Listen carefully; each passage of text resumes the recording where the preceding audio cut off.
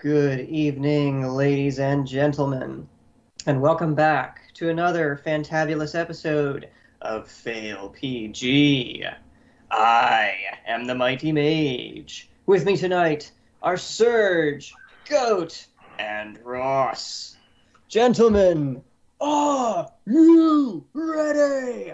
As ready as we. I'm not hype yet. Nothing happened. I'm not hype yet. I can't even fake my hype. Can't even take your hype. Take your hype. Hype! No, I'm with Goat on this one. Don't fake your hype. Let's just see how this plays out. Who knows? This could go really, really good for you guys, or really, really bad, because you're still on a ship with a bunch of assassins and you're still fighting a goddamn sea serpent. They'll be The sea fine. serpent's gone away. When last we left, the sea serpent I remember. retreated back into the river.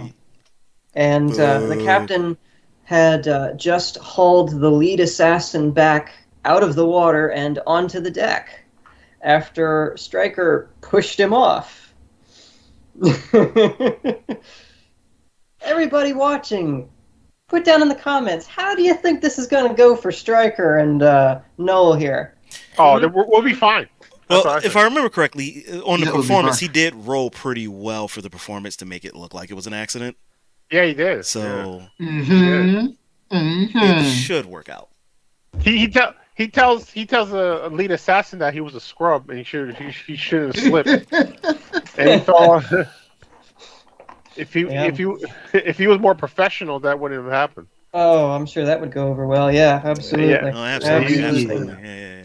That's And the tell him best that he's the reason he's gonna fail the mission. Goat You over know? here with the big brain plays right now. Yeah. The big brain plays that make it easier for them to die. Hey, But hey, big brain plays nonetheless, ladies and gentlemen. Big Hey, brain Mikey, plays nonetheless. how high does he have to roll to gaslight the gaslight him down? It didn't work.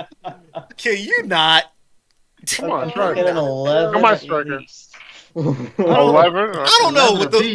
With the way this guy reacts to you guys, I don't think you need to roll anything to gaslight him. I just think you speaking gaslights him. Oh, okay. Truthfully. He's so disillusioned. He'll just for us to shut the fuck up. He'll just believe it, right? Yeah, all right. That's a strategy, right, Stryker? That's a strategy. That's a strategy. That's a strategy. Right. Oh, You're Lord. going to Shut the have fuck your up. opportunity to employ your strategy because the captain finishes pulling the lead assassin up over the railing and he lands kind of heavily on one knee on the deck, dripping, soaked, just breathing hard.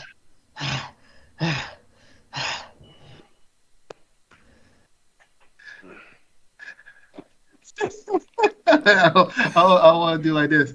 I'll run over. Oh my God, are you okay? I'm so sorry. I'm so sorry. I'm so sorry. This is like apologizing. Like, oh my God.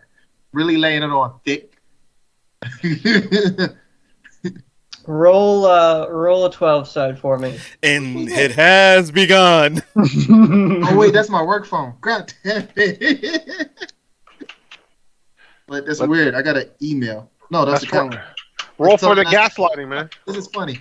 Our calendar just said recording today, and guess what we're doing right now? We're recording.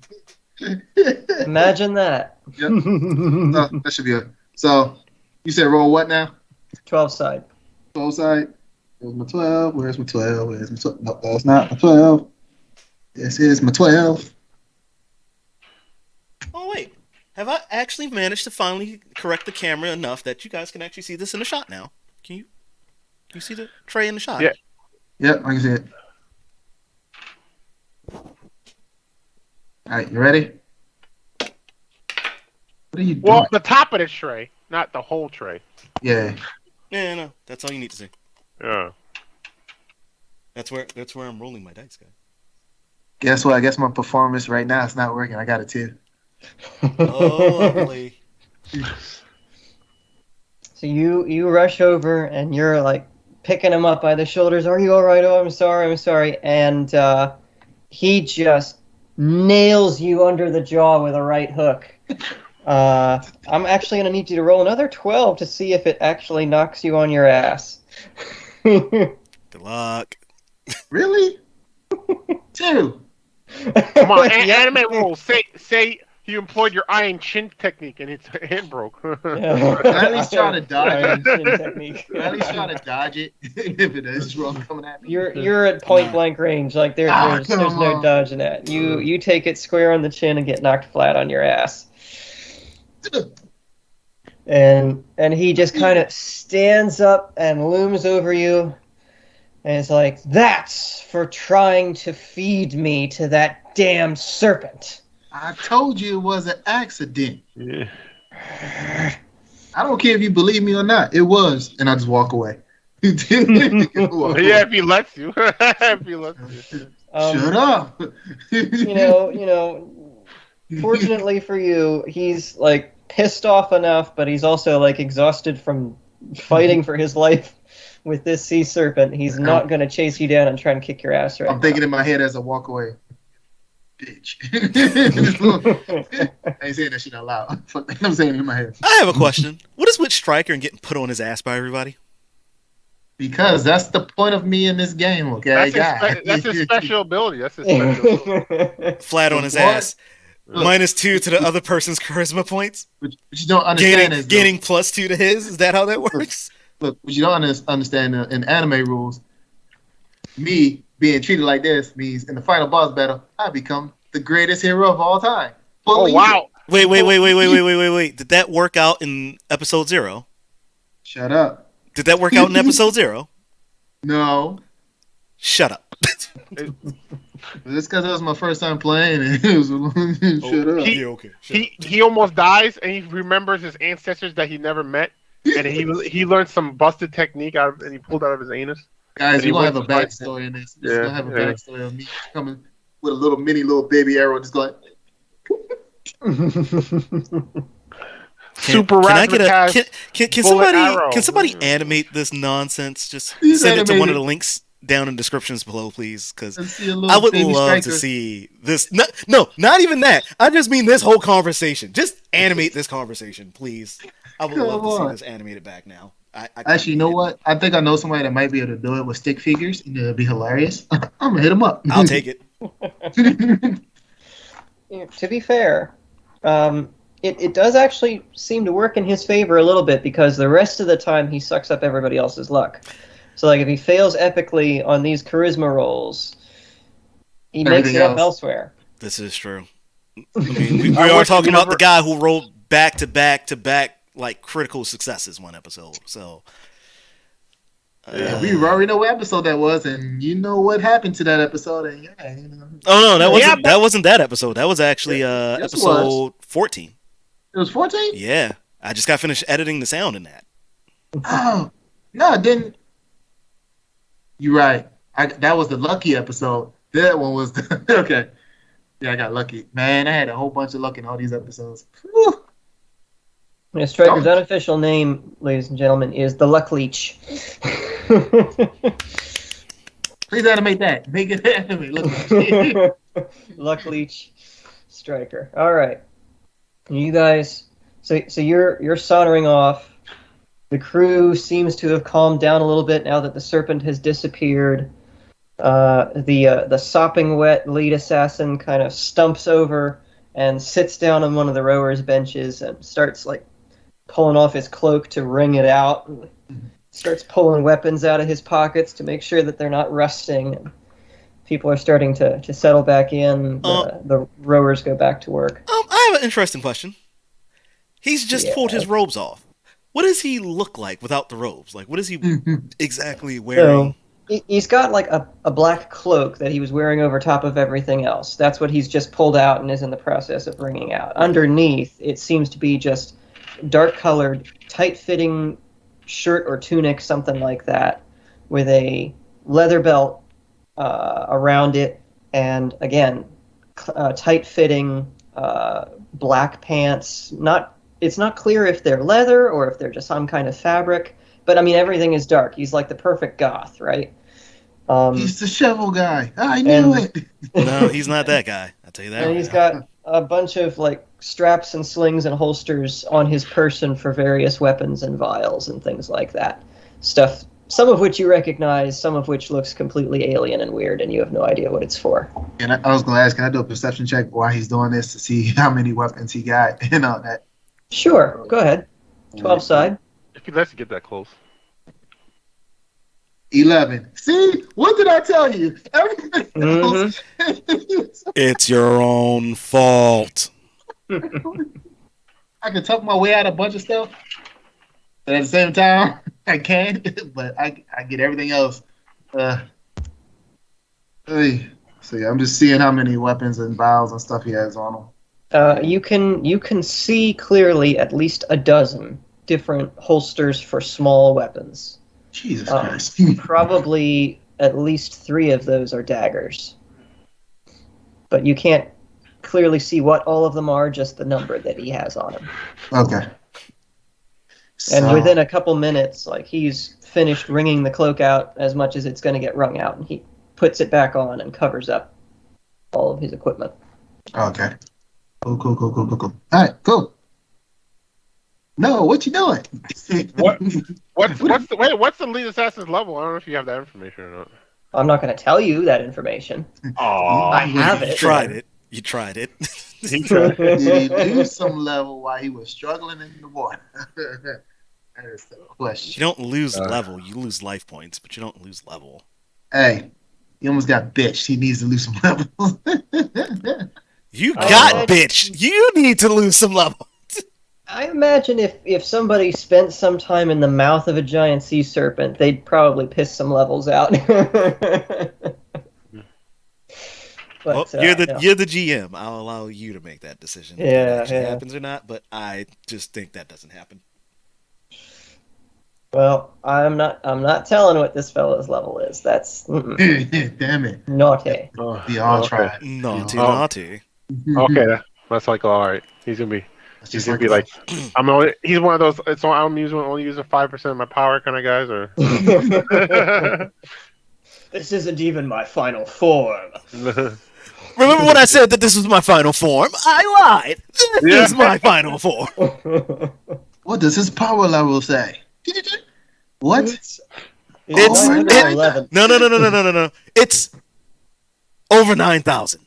Blast.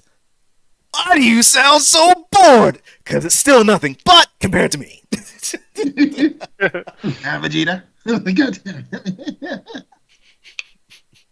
Oh, hi guys. Quack. Wow, he must have been made of something really weak, like rats. I can't. I just want to say this. I miss Team 4-Star. Sensibine.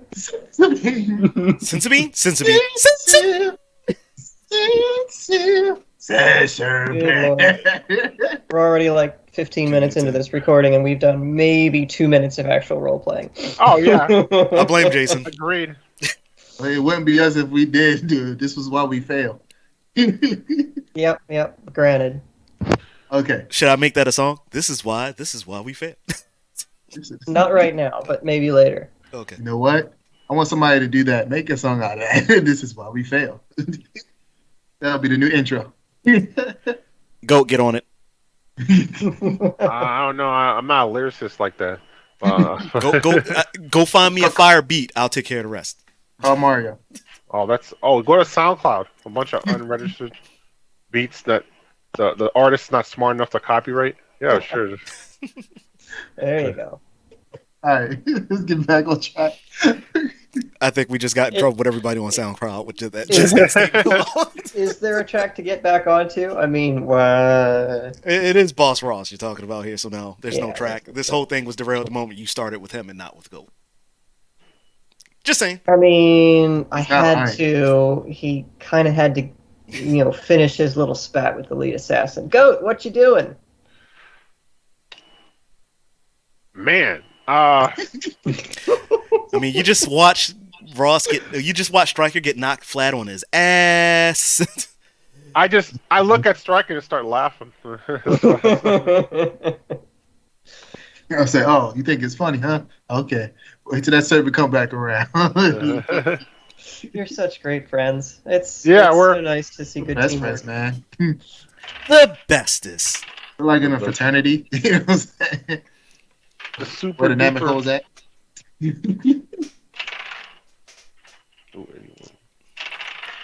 Yeah, I said it.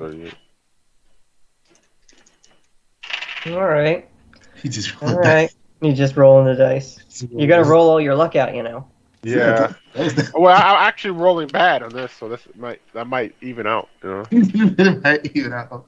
I don't know. Strikers here. That might be why you're rolling bad in the first place. You don't realize it yet. Oh, this dice Got feel luck nice. leech. I like it. All right, so no laughing at me. Okay, I see how it is. You've still got 3 assassins left after that little spat. Only one of them was dispatched by the serpent. Okay. The You said 3? I thought it was 4. 5 total. So shouldn't it have been? is 3 others plus the lead. Ah. Oh, okay. I was about to do something stupid, but I said, you know what? I already got knocked on my ass. You know what? I'm gonna go check on the assassin that got hurt. I was really pissed off. I'm gonna go check on him as a good Samaritan. Okay. A good Samaritan? Aren't these people forcing you to do stuff and probably will kill you Technically, after we get the test done? He's not forcing me. My boy, Mr. Flamboyant, is forcing me to do something. Oh, okay. They just along for the ride. Yeah, never got that character's name, by the way. Yeah, No, he never bothered to introduce himself, and y'all never really asked him his name. Well, Clearly, correction. you were unworthy. Correction. Is his name Striker is his name, never asked his name. Is his I name? didn't want to know. Wait. It's something like awesome, like Rupert. Yeah. Pooper Scooper? Name is Oliver. Oliver. There you go. Last name Rupert Twist. Oliver. Yes. Rupert Oliver Some Twist. who call me Tim. Are you Korean? Oh, My name is Rochelle. Like, what? Your name is what? Rochelle. Greetings, Tim the Enchanter. My name is Jesse. You're like, what? Hi, I'm Jesse. Jesse the Barbarian. Yeah, you definitely look like a Jesse. Yeah. So you saunter over to the assassin who got roughed up a little bit, and by a little bit I mean thrown across the deck and beat to within an inch of his life by an angry sea serpent. But he ended up, bouncing back from that, and then I think of the assassins present, he did the most damage with the crossbow. So he definitely, came back with a vengeance there. I'm like, man, when I get older, I want to be just like you. And he just kind of turns to look at you, and there's like blood streaming down his face from where he got smacked on the deck. And I go like, maybe not like that, but your resilience, right here, man, hit right here in the hearts. Are you coming on to me?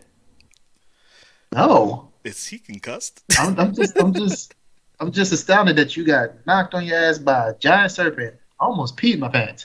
But you got back up and you went and fought him like nothing happened to you. I am so proud of you, man. You know what?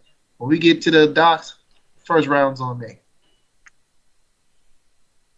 Yeah, that sounds good. Yeah. Yeah, he's concussed. Yeah. Yay! Take full advantage of this, man. Yeah. I'm really thinking about let the serpent's back. And then that's what I'm oh, so much an asshole. Hey, Who we are gotta you do. again? I'm your brother. Oh, cool. I forgot I had a brother. You know what? Let's go sit down. Come sit down. Yeah, that sounds like a good idea. I think take him to one of the corners, one of the front of the boat to say, sit down right here. So we can lean up against it and chill. That said you were the dim one. You sure about he just that? sort of slumps down on the deck, leaning against the rail. I think I'm gonna take a nap. This feels really. Yeah, go ahead and take a nap. He just sort of zonks out. I was like, wait, he had a concussion? He shouldn't take a nap right after this? Yep, he's gonna die. I'm gonna do this. Go to sleep. Yeah, I was gonna say, does that inquire for you to have to roll for him to see if he bleeds as his brain is bleeding while he's sleeping? Can I do We'll that? see what happens. Okay. You know what I'm saying? So after that, I get up. I say, okay, he's resting. He's Wait, going to wait, sleep. wait. Anime rules, man. Power of friendship. You nurse him back to health, and No, then last no. minute, he betrays his like leader, and he becomes your friend. There He's you go. bleeding. He's bleeding from the head. He's got a massive concussion, which he shouldn't have fell asleep because it always tells you when you're in a big old accident, you should not go to sleep for a certain amount of time. Yeah, let me tell you how I broke that rule.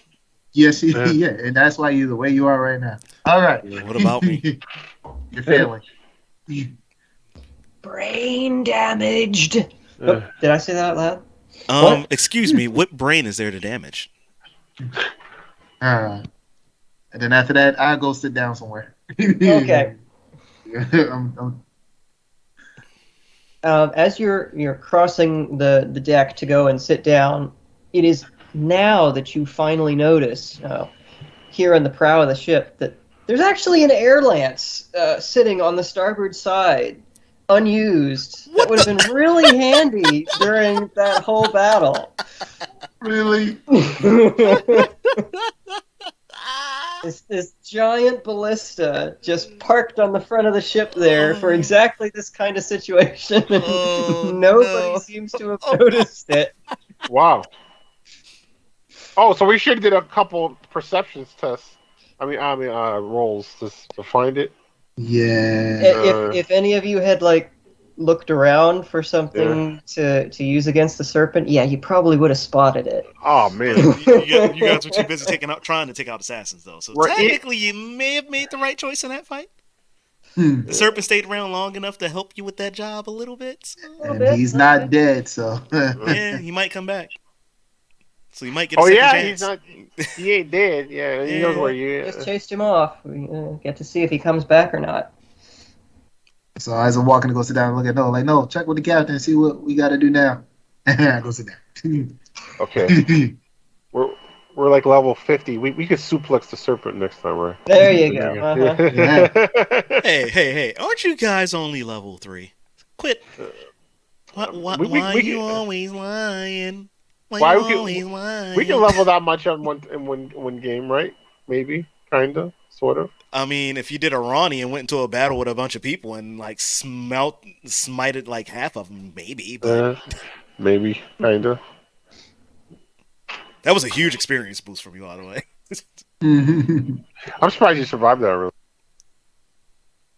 It was an unusually easy battle for her, considering how beat up she's been on several of the previous. Because it's the one time where my luck was actually not absorbed.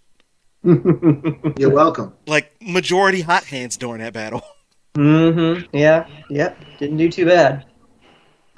Well, Noel, it sounds like Stryker passed the buck to you. What you doing? I'm gonna talk to the lead assassin. I know he's still ticked, but I try.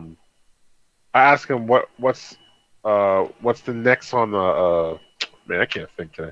What's next on the agenda? Yeah, what's the game plan? Okay.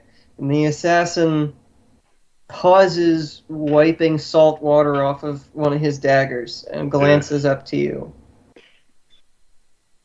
And he's like, "Did you get hit on the head or something during the fight?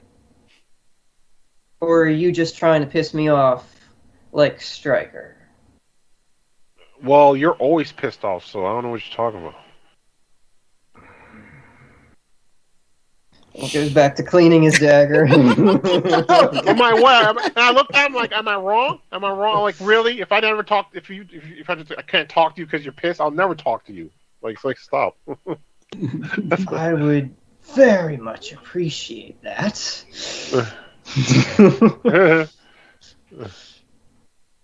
And he finishes wiping the salt water off of his blade and slides it back into the sheath.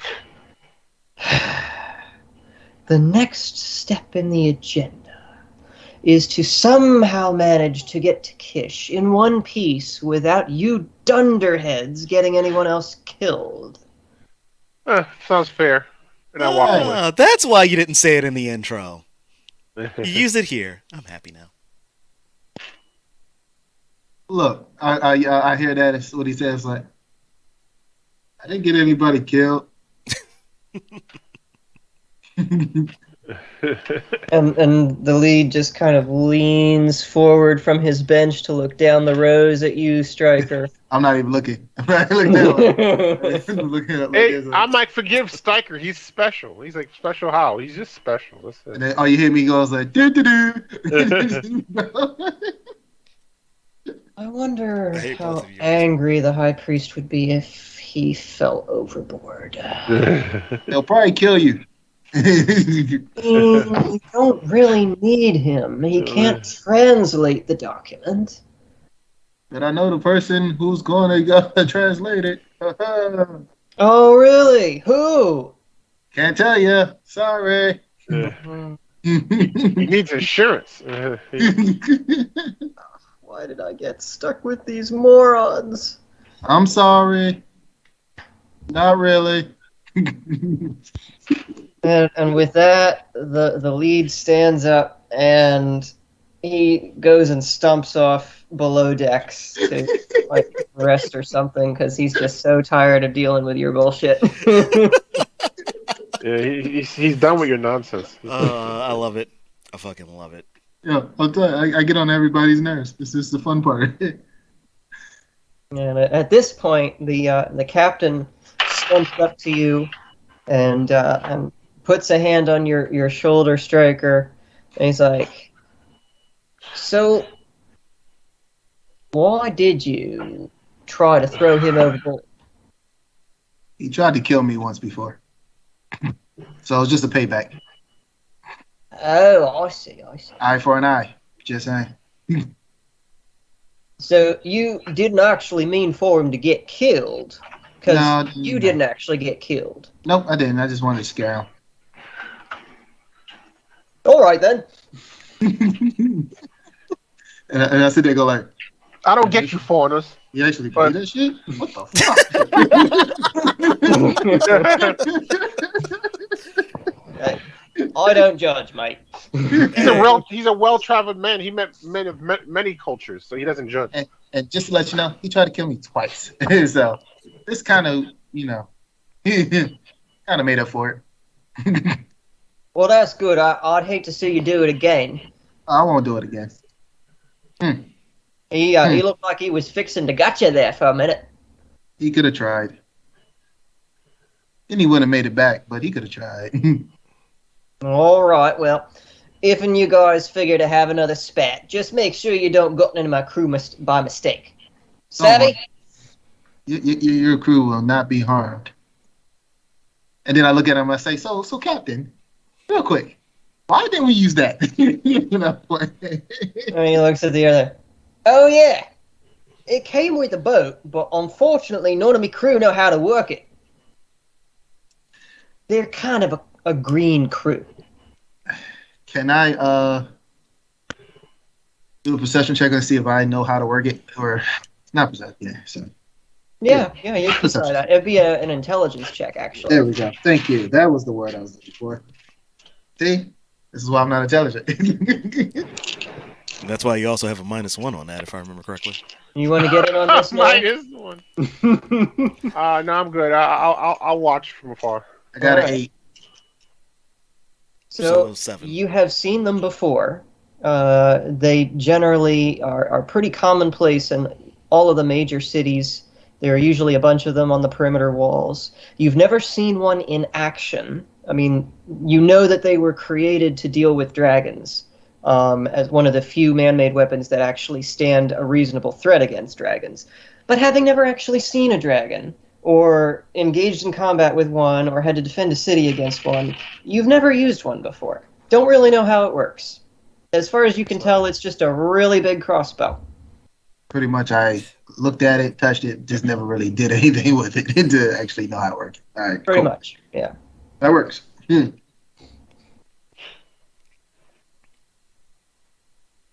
All right, so then I look at him like, okay, hey, maybe next time we can give it a try. All right, cool. No, what's your intelligence? You got a +2 on your intelligence, maybe? I think what is my intelligence? He's got a 0 even on intelligence. Oh, So nice. whatever he rolls, he just gets. Am I the only one with a modifier on intelligence then? In the player group, yes. Oh, wow. That's hilarious. It's only a +1, but still.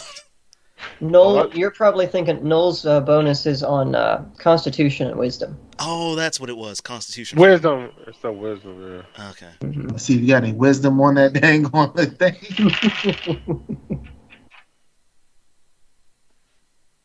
Y'all hear my child in the background? Because I can hear it.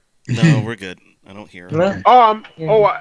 Maybe a second thought in the bliss. I was like, I wonder how you draw back that really thick, string, like that. Because you gotta. Because you gotta, you talking to. I think he muted himself because somebody came into the room. He turned around. Dinner's probably ready. Yeah, but it just how do you pull that big, the tension on it must be really tight to launch such a giant arrow. Do you Looking pull it back at with it, a rope? Yeah. the arm span. So the Airlance has twin bow arms, Okay. one above the other, and the span on each one of them is probably greater than the span of a man's arms. Okay. So you're talking probably about 6 feet. Wow. Okay. And the bolts that it fires are almost as long as that. And they have a really nasty looking barbed tip on them.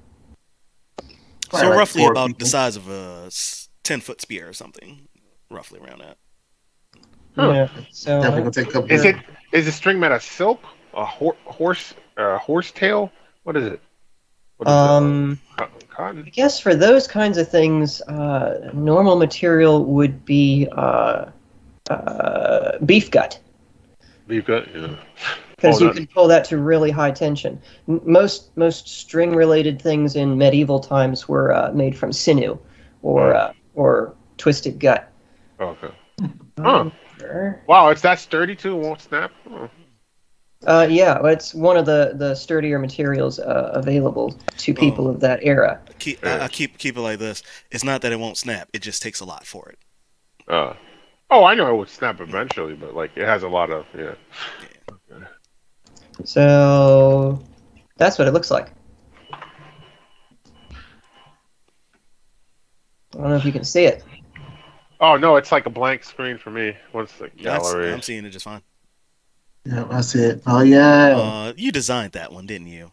Mm-hmm. Oh, Wait, I can tell. let me leave and come back. What you want me to leave? Oh no, I messed up the stream. I'll stop sharing and reshare. That might help for you. Yeah.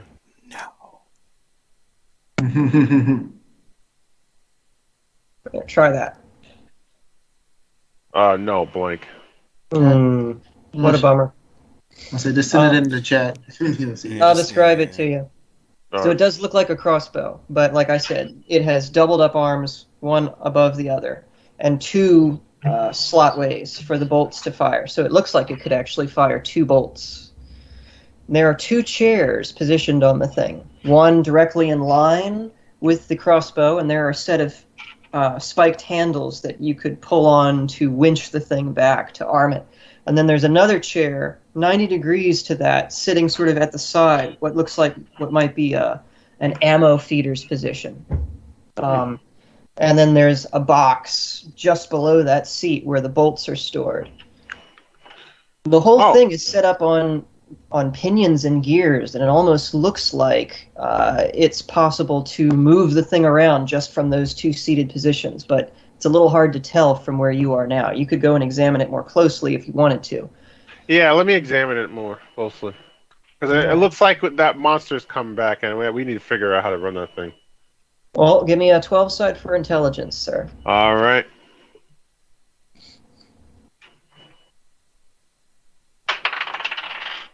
Oh, god dang it, 2.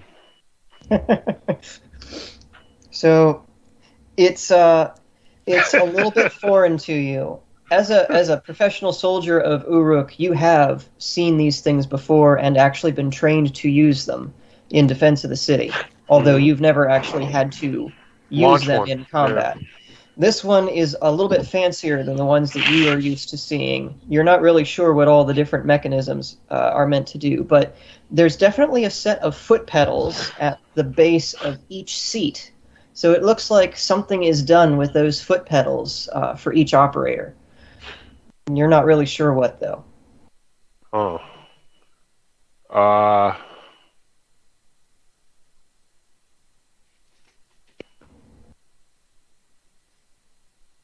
I call in a silly manner. I call Stryker over, see if he can figure it out. Hey, can I sit on it? I want to sit on it. Can I sit You on want to it? sit on it? You can go ahead and sit on it. I Which sit seat? down. Which seat are you taking? The side mounted or the gunner seat? I'm shooting, baby. I'm All shooting. right. So you sit down in the gunner seat. The two spiked handles for the winch are in pretty easy gripping distance, and they also act like hand grips for you to just like steady yourself on the mount. And Okay. underneath and further up the barrel, if you will, are two triggers. One in the front and your camera one just went just out, buddy. behind it. Uh-oh. We Well, I'm lost here. Noel. I'm He's here. overboard. I'm here. I'm just consuming my food. I want to look right on camera.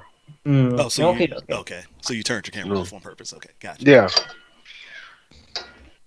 All right. Hey, you got an eating camera like everybody else, right? What you mean? I eat before the camera goes on. Except for that one episode of Smash and Chips. I usually do. But I don't mind eating. What are you doing, Stryker? You're sitting in the gunner seat. The weapon's not armed. It's not loaded, and doesn't appear to be doing anything. So I'm checking out the pedals that's on the bottom and see, does it move the mechanism or just helps with help loading it? That's what I want to see. So give me another 12 side for intelligence.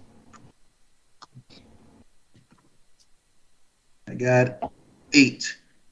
Okay.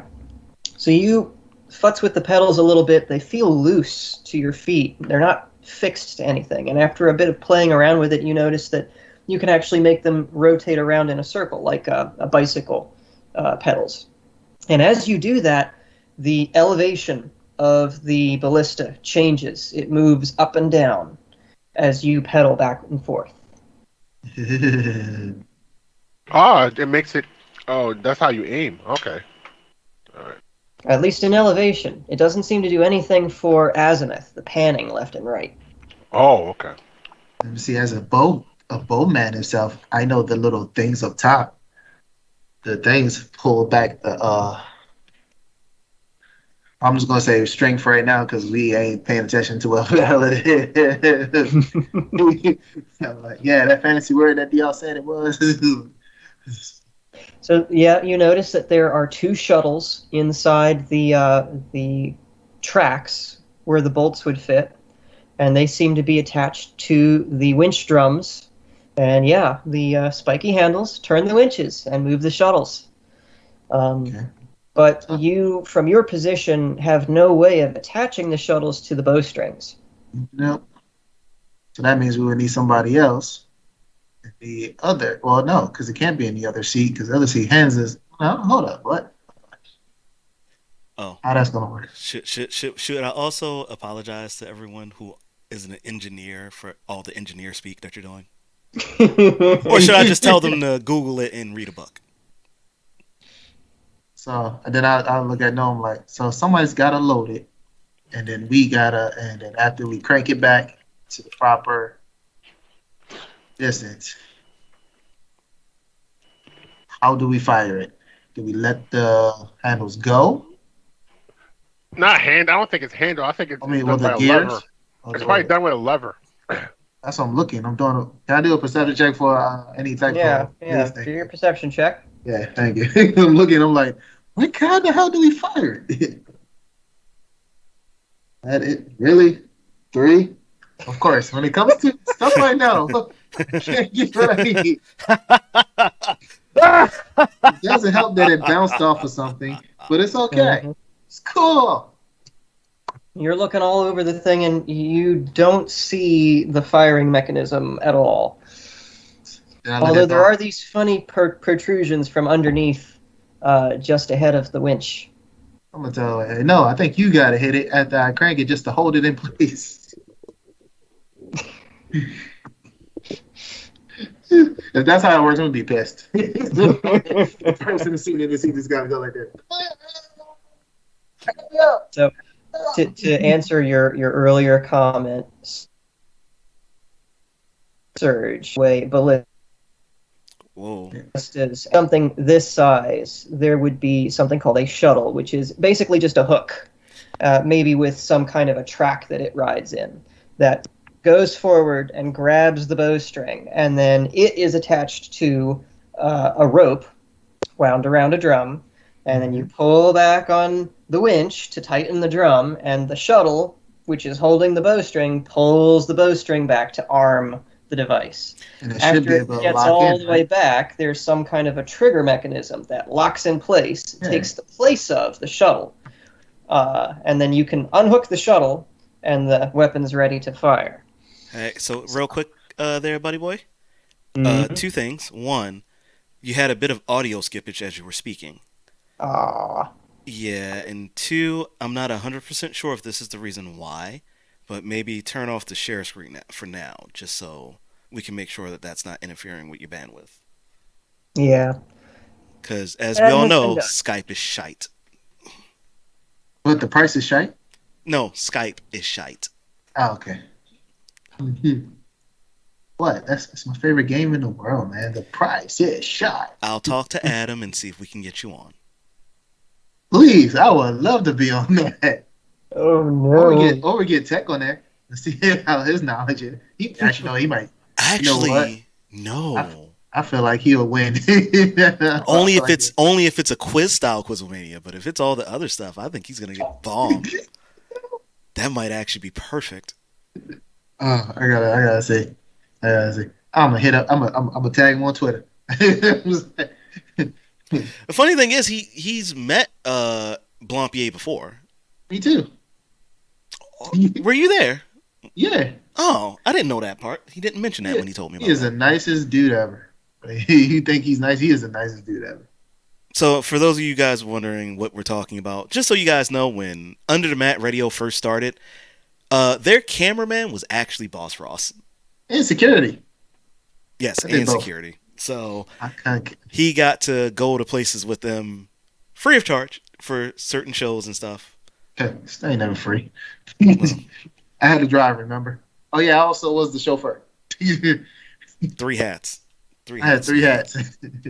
So, but he got to meet with a bunch of wrestlers and wrestling talk personalities. So, Adam Blampier, for those of you in the wrestling community who knows who he is, who is now currently a part of Wrestle Talk, used to be a part of What Culture at the time. So, Yep, met all of them and it was cool. Met Larson and you met Steven Larson? yeah, they both was there too. Oh, I didn't know that. Yeah, Cool. it was cool. All right, Wow. back to the game. Oh, and my favorite person I met was Thea Trinidad. If y'all don't know who that is, she's Selena Vega at WWE. Yay. Now you know I'm gonna catch you on this. You know better than to drop the real life names. Not supposed to drop the real life names. Hey, she got it on Twitter as Thea Trinidad. That's her name on Twitter. I can't be that. She put a real name out there. I can't do that. Okay. And in the interview, that's fair. she said her real name too. So I can't. Okay, no, that's fair. That's fair. In that scenario, yes. But in any other occasion, ladies and gentlemen, if you see a wrestler, you do not refer to them by their real name in public unless you're like absolute close friends with them. Do not approach them like that. That is a lesson. Yeah, it's a weird. Yeah, they get you weirds them out. Yeah, they're like, yeah, this is my persona. Yeah. See, I I'm think- that much of a person that I do it anyway. If I actually know their names. But most of them know you though. Yeah. That's different. Oh, and if y'all want to know what they call me, I'll tell y'all later by the end of this video. I don't know It's if actually- we do want to know. It's actually how you got his nickname in the first place. Mm-hmm. My wrestler. Well, we're going to put a pin in that because at this point in the program, I think we've been ignoring poor Ronnie for long enough. No, we're should gonna- be Oh, all wow. right. So Hit back it to what I was back. saying, right? So 44 minutes in, he's already trying his best. You pull the to trigger. give me a That's reason. what you do. You pull the trigger. You guys are going to have to muse over that thing for a little bit more because now it's Ronnie's turn to Yep. go. I'm Aye. shooting at the assassin.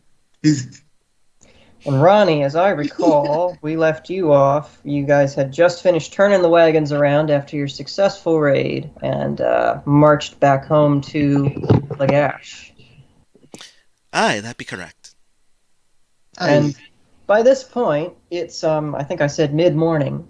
You guys make it through the gates, and there's no fanfare or anything like that. People are going about their business. You do get some peculiar looks from some ordinary citizens as this big wagon train full of heavily armed soldiers comes through the gate. And you do notice one tall, slender, dark-skinned figure in a rather resplendent plum dress, flanked by hooded figures standing just a little ways in from the gate, watching you as you all trundle in. Of course. Our is is Hal and Cade still in the back? Yes, they are actually. Okay, I'm gonna pound on the thing. Hey boys, guess who came to meet us? Oh, look at that, Lady Atana. I hope that's a good sign. Uh, Either that or she's here to have more words with me. And I'll look at the carriage driver. I guess we can stop here. Let the boys unload. I'll walk from All here. right. And he hauls the thing up to the side, and guys start getting out and unloading the boxes of supplies or just empty boxes to make it look like there was stuff there. At this point, as you're dismounting from the wagon, Burke saunters up to the Lady Atana, and they start engaging in hushed conversation.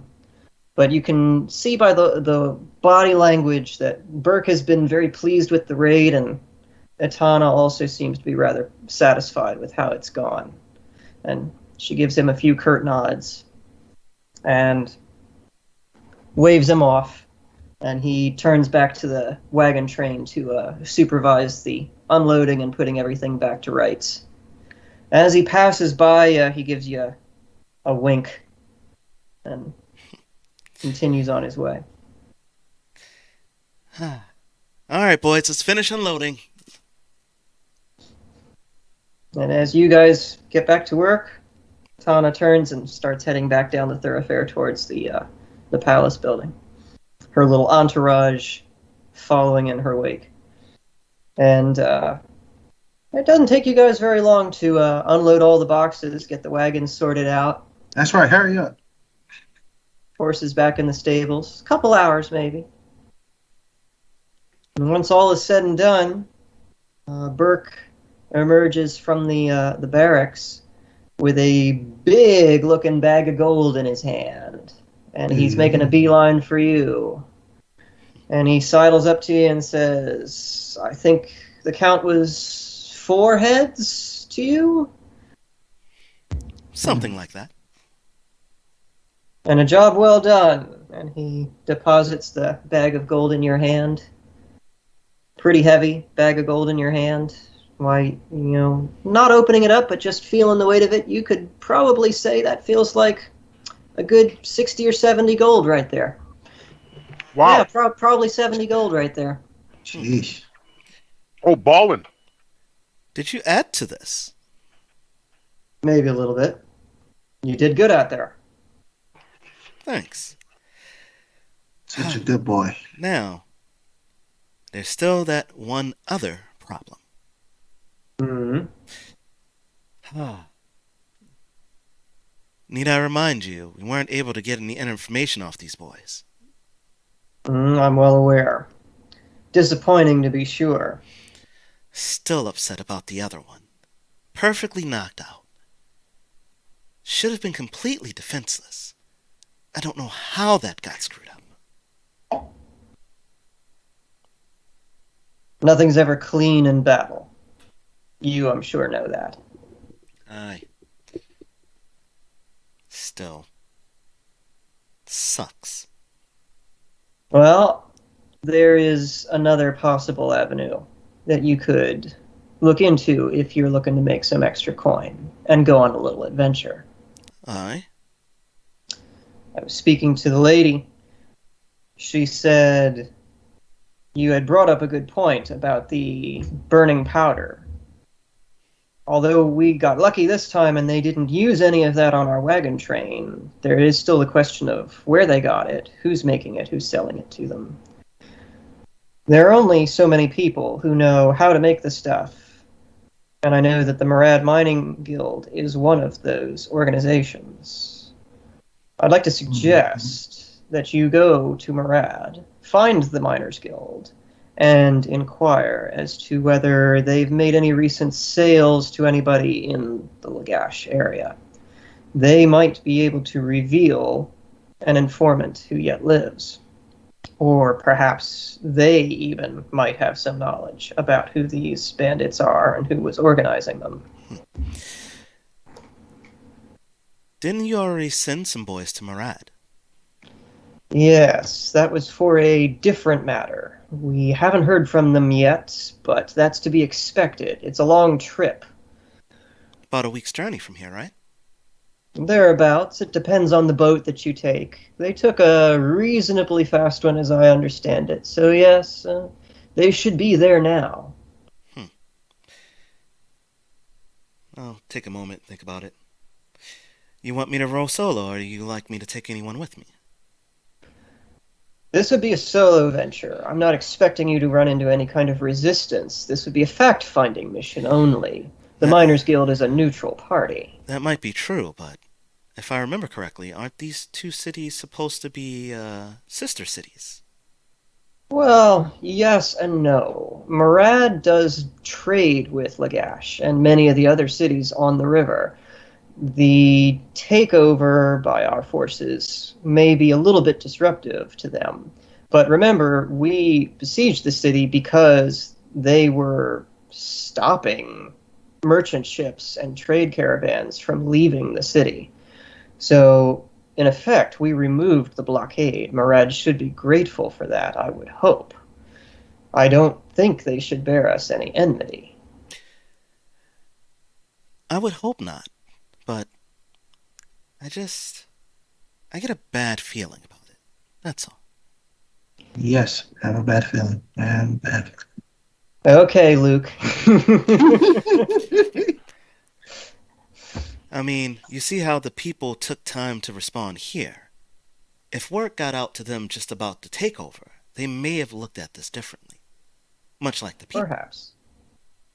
But that's one of the reasons I'd like to send you instead of one of my own soldiers. You being a freelance sellsword, you're not affiliated with us directly. You just take coin from whoever pays. They have no reason to be particularly hostile to you. True. But what about your boys that went ahead?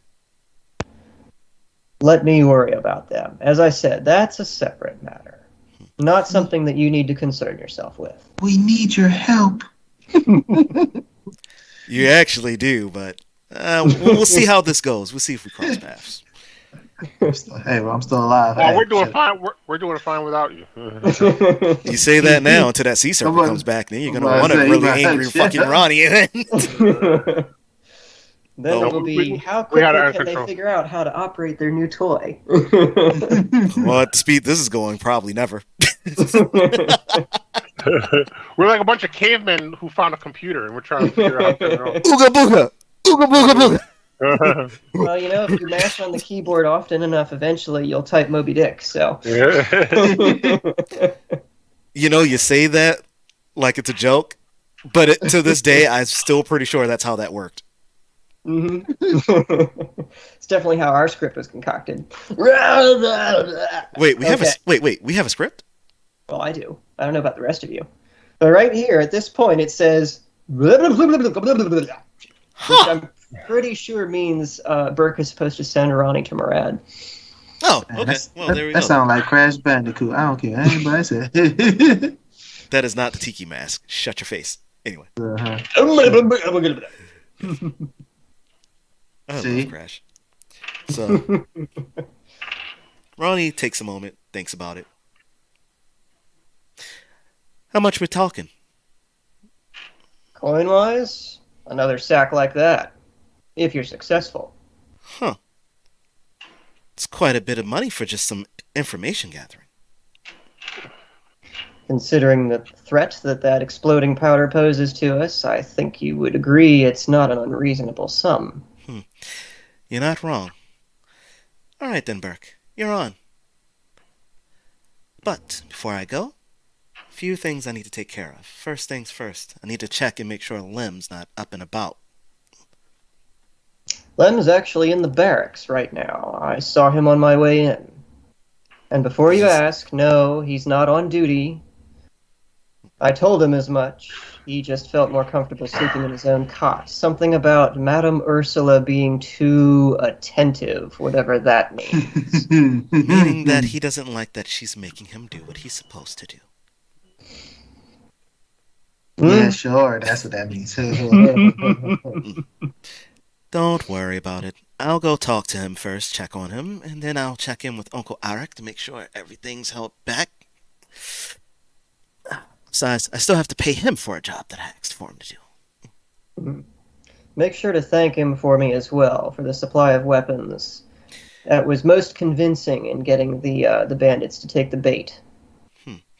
Aye. Also, you think you can grant me an audience with Lady Atana before I leave? I suppose that I could, but why?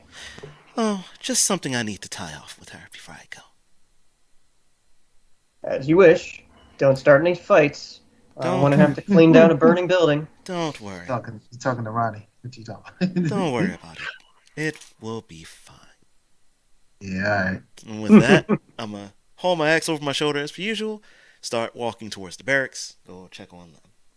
And this is the part where like everything freezes and the narrator says, it actually would not be fine. Yes. It's definitely going to be a nightmare for someone. Pecking order! All right. Oh, Lord. Not the pecking order. Oh, You if saunter only. into the barracks and down the hall into the main sleeping quarters where the bunks are just sort of set side by side in a long hallway. And very quickly and easily you're able to spot Lem, who's just sort of leaned up against the back wall, sitting on his own cot, legs kind of stretched out on the cot in front of him. And he glances over as you enter the hall. Oh, shit. Hi, Ronnie. Hi, friend. What?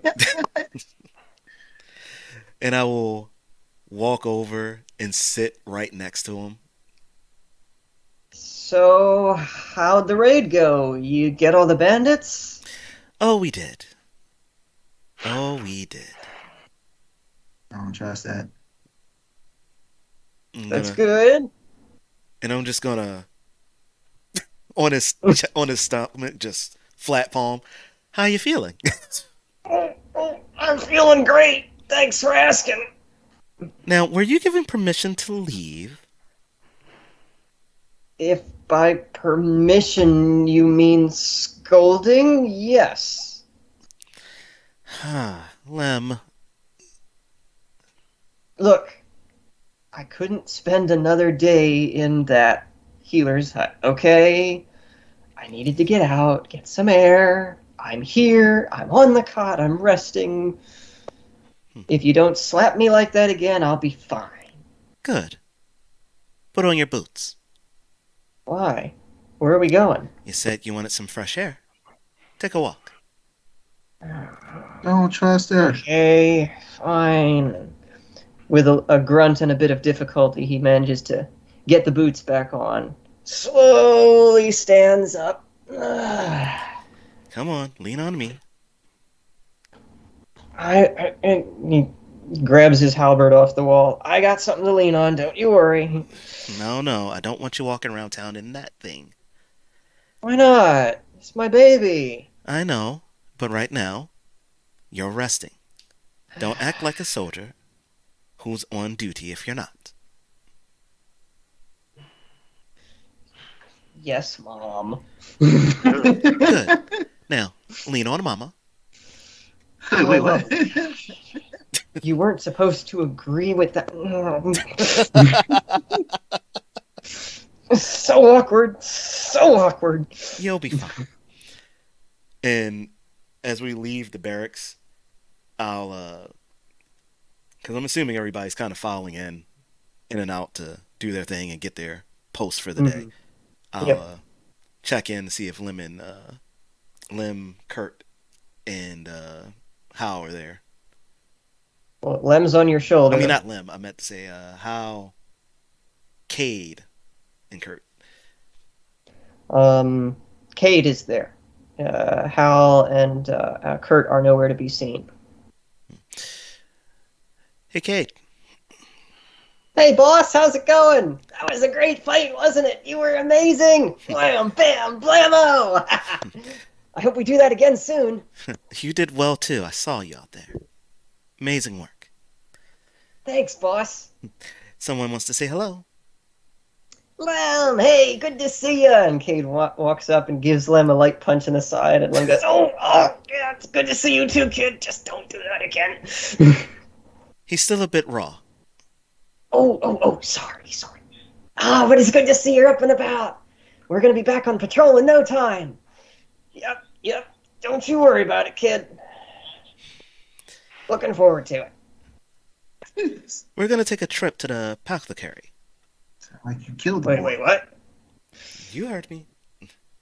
That's not what I meant by getting fresh air. Don't worry. You'll still get some fresh air. But I need to make a stop there. That guy's a creep. I don't want to have to deal with it. I'll go with you, but I'm not going in. That guy's creepy. Hey, that guy being creepy saved your life. That potion that we gave you came from him. No wonder it tasted like horse piss. Damn. Regardless of the taste, it did the trick. Yeah, I'll grant you that. Okay, fine. Although when I first drank it, I certainly wished I hadn't. Don't worry, it'll be fine. Let's take a walk. And we will walk towards the apothecary. Okay. Well, Lem's pace is pretty slow. And he has to stop every now and then to catch his breath. So it takes you guys the better part of an hour, actually, to cross the city and get all the way to the market district where the apothecary is. Totally fine. But you guys eventually manage to get there, and there's peculiar orange smoke, like vivid orange smoke, coming out of the chimney. The windows are blacked out as always. The door is closed and barred. But somebody seems to be home. I'm gonna bang on the door as per usual. Of course. Who's there? What? Oh, it's you again. What do you want? What are you after? Hey, I need you to take a look at my friend here and tell me if you have anything that might be able to help speed up his recovery time. Looks over. Oh, okay. This was the fella that was in bad shape the last time, huh? Okay, yeah. 1 second.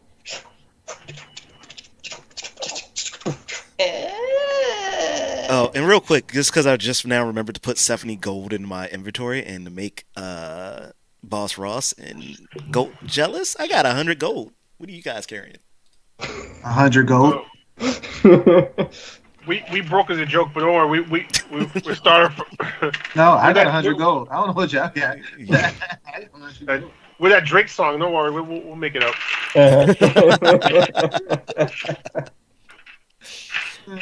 I'm rich. I don't know what I'm about. So he lets us in. Mm-hmm.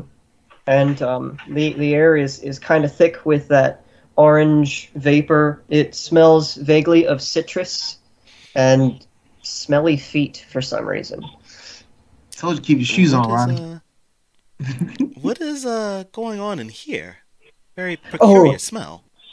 Yes, delicate experiment in the back. Please forgive the fumes. Now, let me see. Take a look at you. What's wrong with you then? And without even asking, like, he just lifts Lem's shirt up. Lem goes, hey!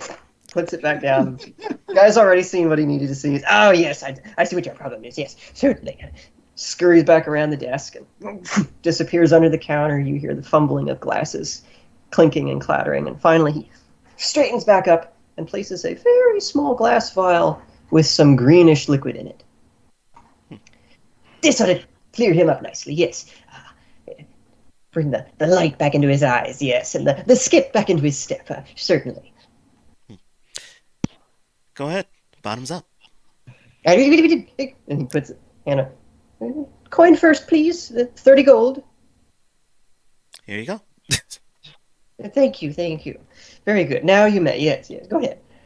And Lem eyes the thing very dubiously, and the proprietor even more dubiously. And he casts a sideways glance at you like, do I really have to? Do you want to keep having me to come back time and time again and tell you to rest? Or have Madame Ursula hanging over you telling you to rest? What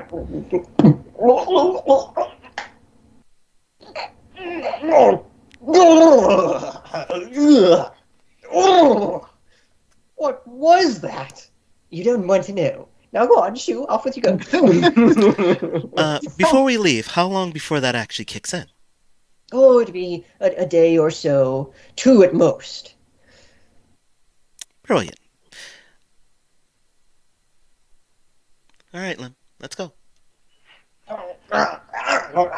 And he's like trying to wipe his tongue off on the back of his hand. I have something for that too, if you'd like. No more. Just get me out of here. Oh God, it's. Don't worry, I'll stop in later. How can it smell like bubblegum and taste like raw sewage?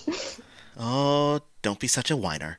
Now then, let's take a trip over to see my Uncle Arik. Think you might enjoy seeing his facilities. If there's anything, okay, fine. And the two of you hobble your way to the far back corner of the market district to Uncle Arik's old rickety shack. Crooked smoke belching from the crooked chimney, as always.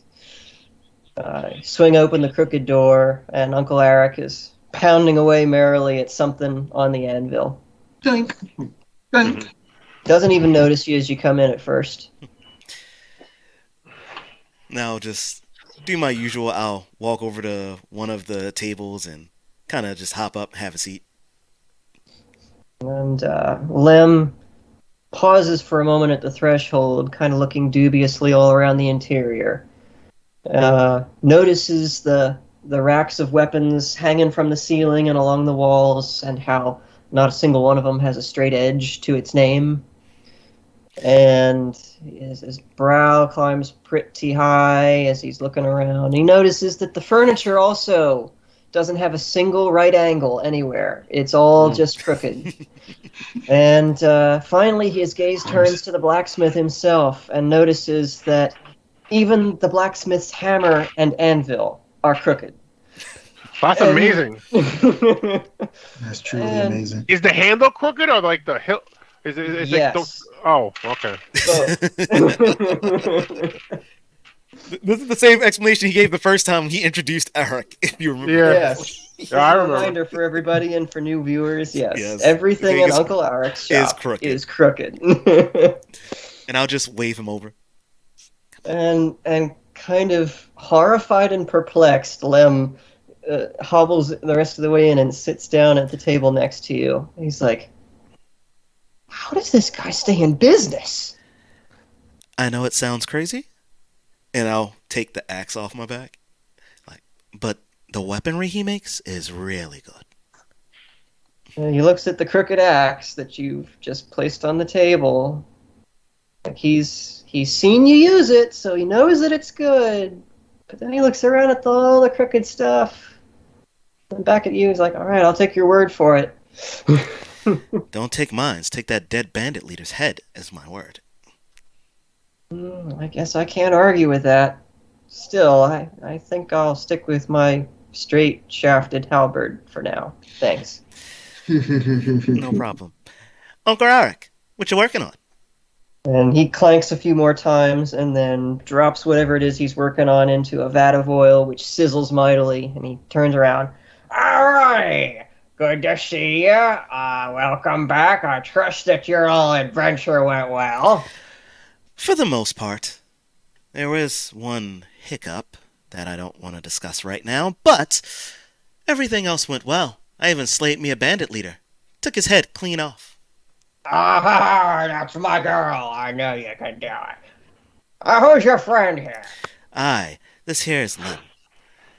Lem, nice to meet you. Hope you're here to do some good business. And he gives Lem the crookedest crooked grin that he possibly can. And Lem just sort of smiles. It's like, I'm just here to look around, thanks. Yeah, Lem is he's the one that got injured from before. Oh, is that so? Yeah, I'm just taking him out and about for right now to help him get some fresh air. Oh, We'll probably that's go and good. get lunch in a minute. Want to join us? No, I wish I could, but I got back orders to fill. Oh. That backed up, are we? Well, after making all those weapons for them Uruk boys, yeah, I got a little bit behind on some of my other projects. And then, surprisingly enough, supplying them with those weapons got some more interest in what I do here. So I've had even more orders than usual. Been good times for business. That's fantastic. However, I do have some news for you. All right, what's that? It appears I'll be taking a trip for a bit. I'm pregnant. Wait, what? What? I'm just now picturing Uncle Arek's actual reaction to that. Probably be something along the lines of, "Was it him?"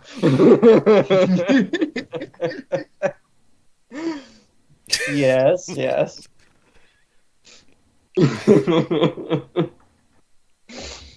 We got to give Serge a minute to recompose himself now. That was a pretty serious blow to his pride. He's probably got to go to his room and turn up the music now.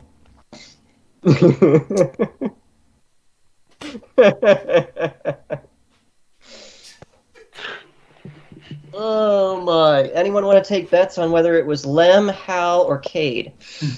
It was Striker. Oh dear Lord.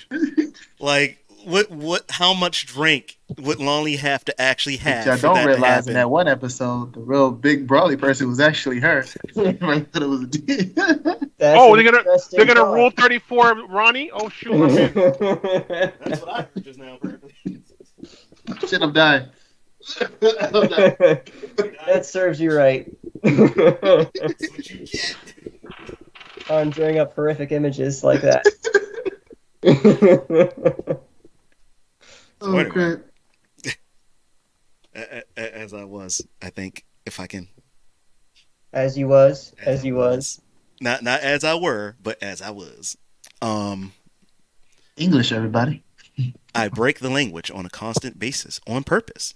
So anyway. And now I readjusted this mic stand. Now I'm not sure if it's properly placed. I feel like I'm shoving it down my mouth. Just. I thought we were trying to get away from that subject, but now here we go. Ronnie's deep-throating a microphone. No, unfortunately, Serge is deep-throating the microphone. Ronnie is recording it. What we didn't tell the audience was the big dude in bed with Stryker that one episode was actually Serge. This is true.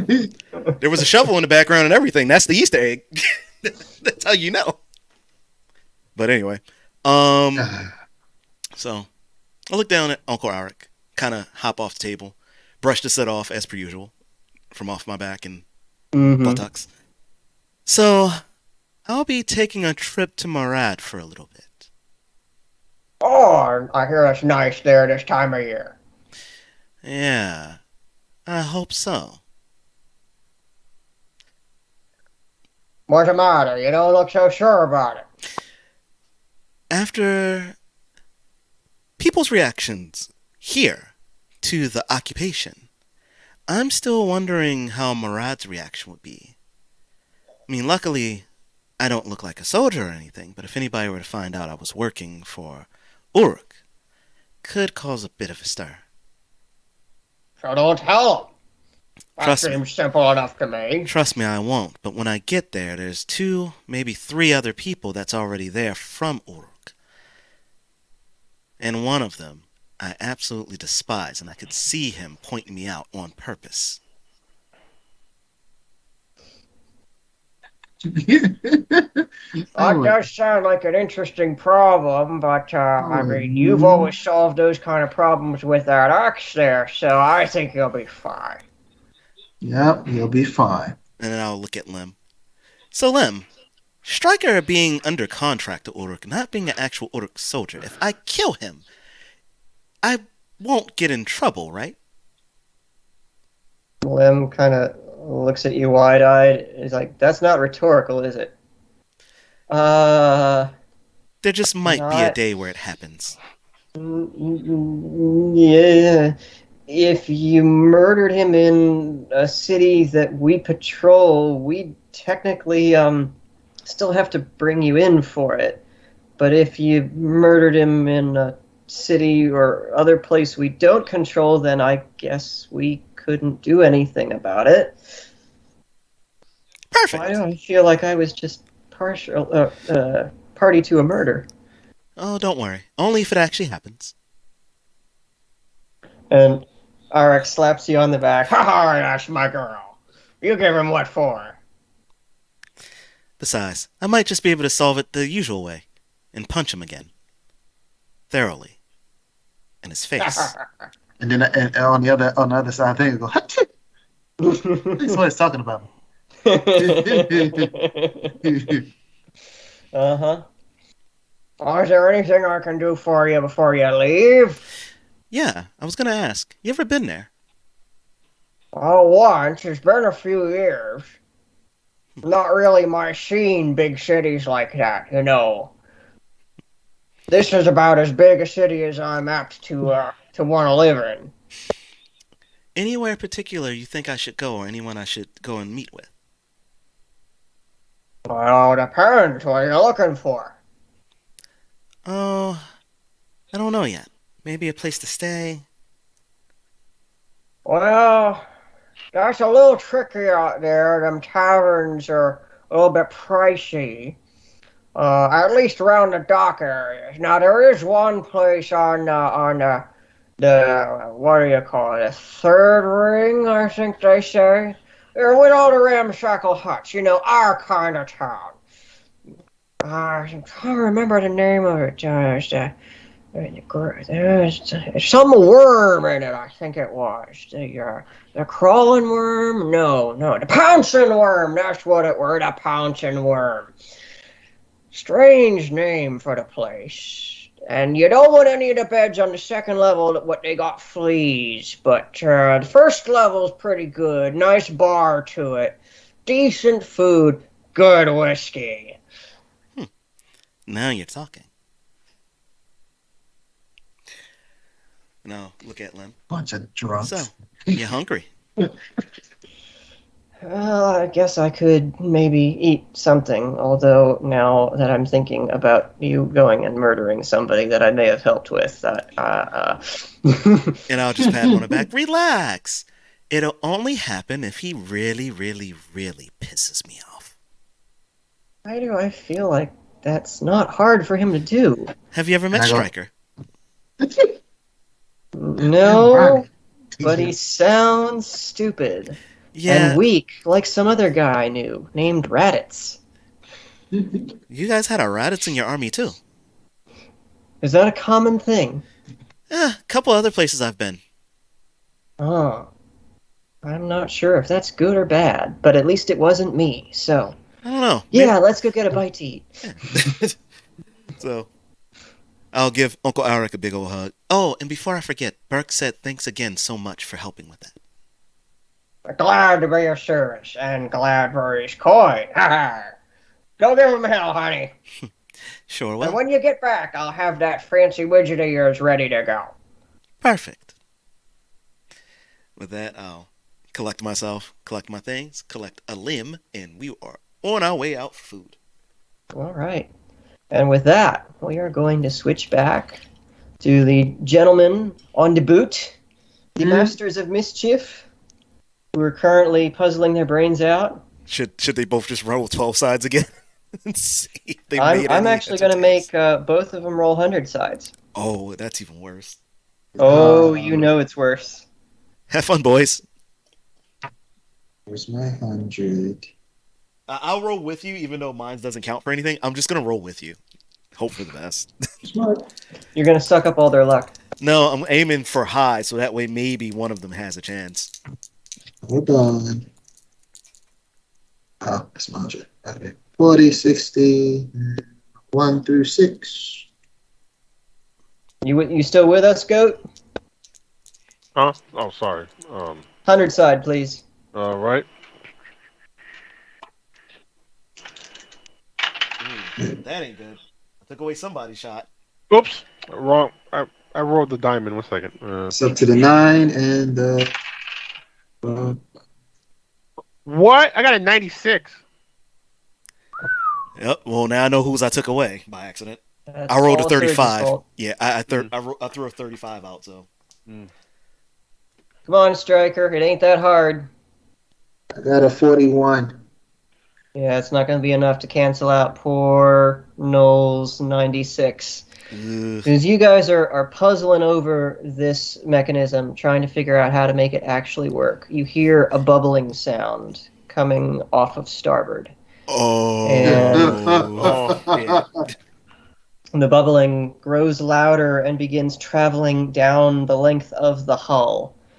And it's so loud that the two of you actually pause for a moment in your imaginations. And let's see. I'm going to say, Noel, you're probably the closest one to peer over the side.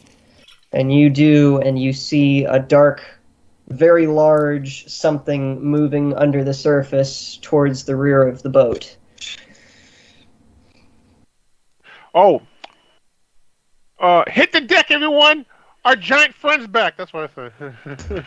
And everybody kind of looks up in alarm at you. And the captain turns around from where he was at near the stern of the ship. He's like, "What you on about?" And then the beast erupts from the water off to starboard of the boat, towering 10, 15 feet over the side of the ship.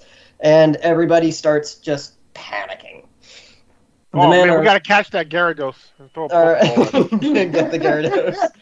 The creature shrieks horribly, ear-splintering shriek, and then actually leans forward and falls onto the deck of the boat. And the whole ship shudders violently under the impact. And this thing begins coiling its way onto the deck, its two sort of claw-like appendages reaching out, and it snags one of the nearest sailors, drags it forward, and rips him in half and starts chewing on him. Wow. Counter to Goat's Gyarados. How do you know it's not a Mitsune from off of Monster Hunter instead? Especially since he just did that. Yeah. You better hope it's not a Gyarados, because that means it has a Hyper Beam. Yeah. Gyarados don't have arms and legs, so that's why I'm assuming it's Mitsune. But Mitsune has that annoying bubble thing that it does, so I think I prefer the Hyper Beam. Yeah. Oh, no, you don't. Hyper Beam's like, dude. But think about it. Hyper Beam, you just take the hit. The bubbles that hit you for damage, and then also debuff you at the same time. Oh, okay. I mean, I don't know. I think if you get hit by a Hyper Beam, you're pretty overdone finish, and the boat is like done. Skywalker style fried chicken, anyone? What do you mean? You said anime rules, right? Yeah. All it is just a setup move at that point. It misses the boat and makes a giant explosion like a nuke off of the surface. Well, gentlemen, you're going to need to roll 20 sides for me for initiative. Again. Oh. Have fun with that. Roll great, man. I'm scared. You can do it, man. You can do it. I got a 9. 14. 9 and a 14. I got a 12. Doesn't help right. us. Shut up. Hey, at least I rolled after you guys. Who cares about you over there, Serge? Hey, I'm trying to help roll all the bad luck out, but apparently it's not working. Yeah, you're sucking up the good luck. Stop it. What do you mean? That's Jason's job, and he still rolled higher than me. He rolled 14. Mm-hmm. Jason, so you and the Sea Serpent rolled equally, so you're going to rock, paper, scissors me to tie break. Ready? Oh, come on, man. Wait, can I flip the coin instead? 3, go. Oh, that was late. Jason was late. To be fair, Jason's video is also delayed too. There is a delay. Let's go again. One more time. 1, 2, 3, go. Okay, do you want me to flip a coin? Flip a coin. No. This is not going well. We'll use this one as the closest one. So we'll say that... We fail so epically that we can't even do friggin' rock, paper, scissors, guys. Come on. Okay, so we'll say that this 10-cent half is face, and the back part with the lady on the back looking like a tramp is tails. Fair enough? Okay, tails is the serpent. Goes in order ahead of you. It is tails. All right, serpent goes in order ahead of you. So, having finished munching on that one sailor, it turns its attention to the next nearest poor schmuck and begins attacking that poor fellow, just tearing into him. The guy is very quickly turned into a fine red mist. You're going to be quickly running out of people to man the boat, so you guys probably should do something about that beast right quickish. Striker, and I'm still it in is the now chair. your turn. Shit. Come on, man. Come on, be MacGyver, man. You can do it, man. Hey, MacGyver. Come on, you got it. Sounds like you guys are about to try to figure this thing out while you're sitting here in the middle of the fight now. Have fun. Okay. And I'll be right back. All right. Hold on. Shit. There we go. Got it. Is his wound still visible to my eye? Yes, the bolts and arrows from the previous encounter are still like in the creature's neck, still oozing blood. It doesn't seem all that bothered by them at the moment, though. It's in a pretty good rage. All right. Can I do a? I'm still sitting in the chair of the thing. And the ballista, for reference, is pointed forward and slightly to starboard, whereas the sea serpent is directly behind you on the deck. You'd have to swivel the ballista around. Well, at least I know that part, so I'll start doing that while I'm yelling at Noah. We're going to figure this out on the fly. Start loading it up. So you start pedaling your feet wildly, and the ballista moves up and down, but it does not pan left and right. It doesn't. Oh, right. You did say it goes up and down. Shit. So that. Ooh. How close is one of the open wounds to me? I mean, they're all roughly equal distance from you, and the sea serpent is on roughly the opposite side of the ship. So, what did I say? That ship was like an 80-footer, so that's something like 50 or 60 feet away. I was going to say... So that means if he's there, that means the part that is... The end of the arrow is sticking right there, at least if I'm not mistaken, close enough to hit like part of his body, if I'm put it like that. I would say if he's draped over, that means part of that ballista is right there. So let's see if we can make this work. I've brought the map back. Oh, hold on. So we can work with that. There we go. And the maps. Over here. Okay. You guys are up here next to the ballista. I can't see the map.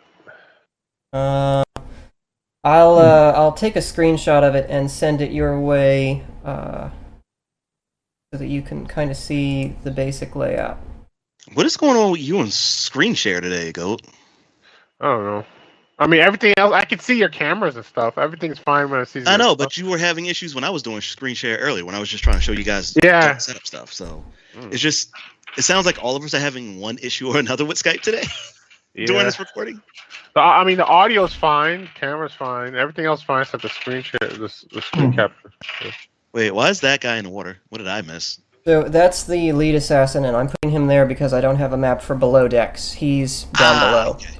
Gotcha. And this is the guy who got concussed and passed out against the rail. Okay. He's probably dead. So Yeah. Yeah. All right, so I'm going to stop sharing so that I can then send this to Goat somehow or other. yeah, just throw it in the chat. He'll be fine.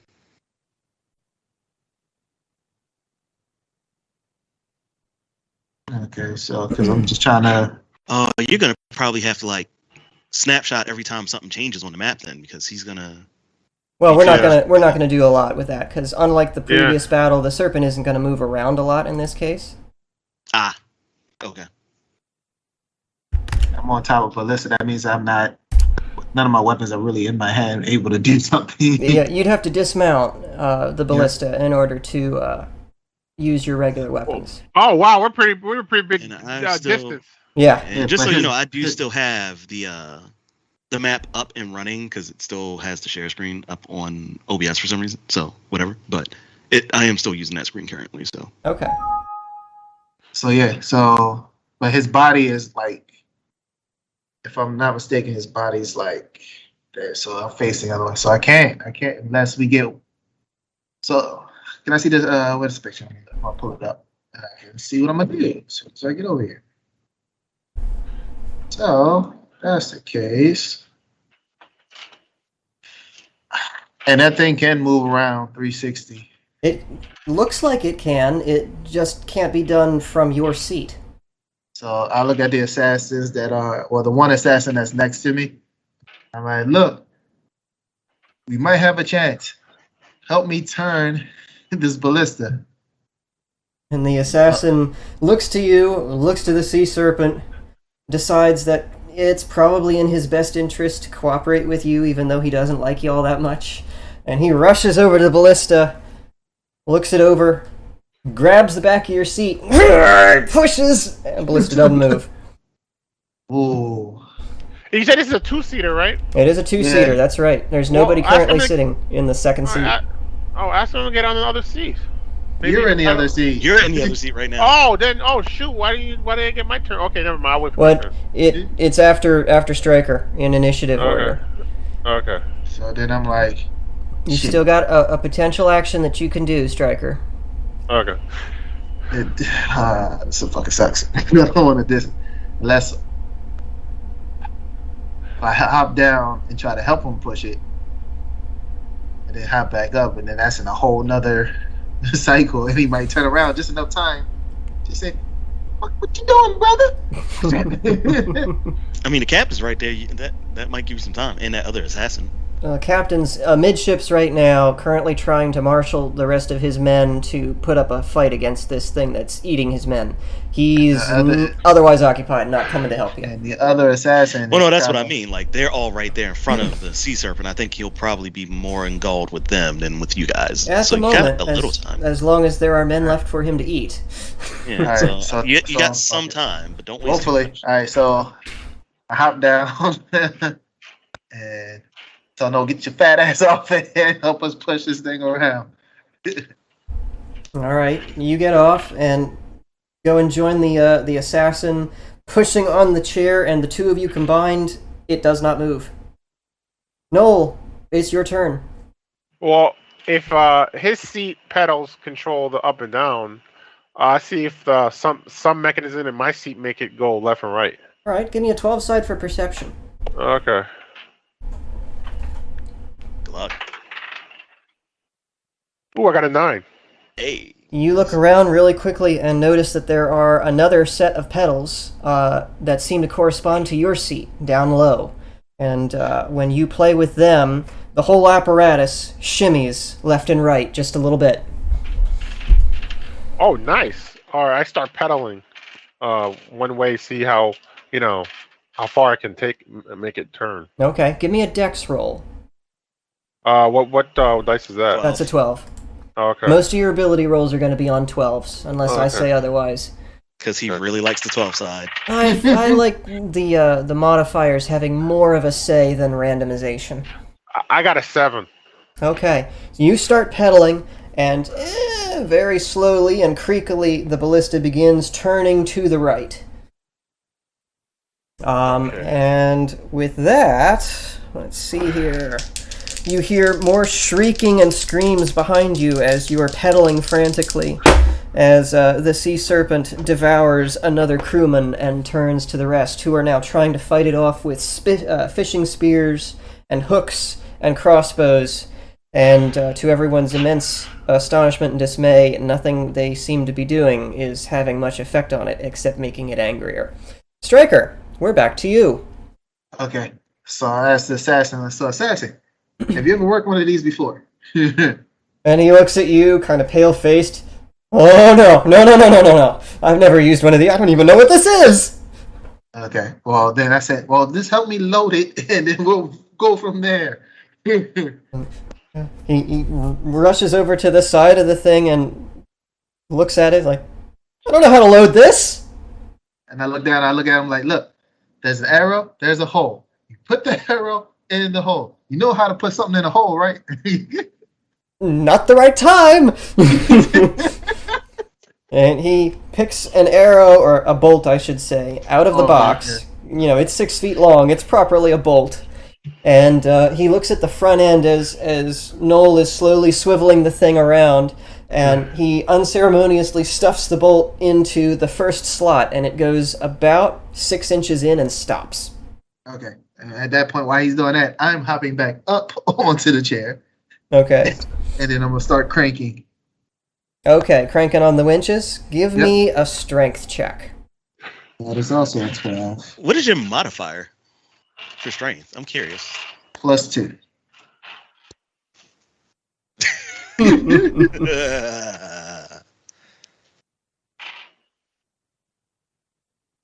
This is where you're gonna really wish you had a Ronnie now. I really did wish I had a Ronnie because I got a 2. With a strength of 7, she wouldn't care. That 2 would have been nothing. Heave on the winch and managed to get 1 full turn out of it, but that was a lot harder than you expected it to be. And I'm like, wait.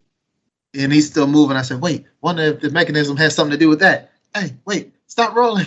as soon as we stop, hopefully we get at least somewhat distance. As soon as he stops, I'm gonna try again. Okay. Wow, you took it? Wow. Noel, it's your turn. All right. I keep paddling until it starts pointing to that monster. Okay. You can do right now. Give me another dex roll. Okay. See if we got a little easier for you. Come on, buddy. Come on. I mean, it's still blowing slowly. Ooh, another 7. Nice. Okay, and okay. So you managed to get almost all the way over to the serpent in this turn, but not quite pointing straight at it.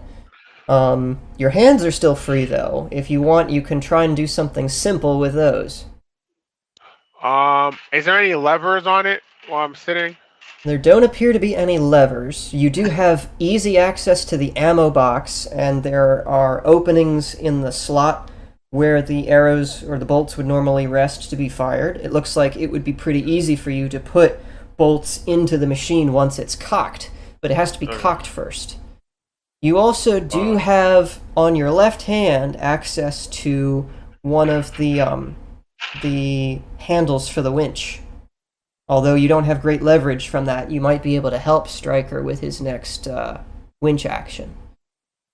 And your strength is close to Ronnie's strength on modifier, so you should be able to pull something off with that. No. Strength modifier is only a +1. Yeah, it's only a +1. I thought it was higher than that. Mm-hmm. No. Oh, sad face.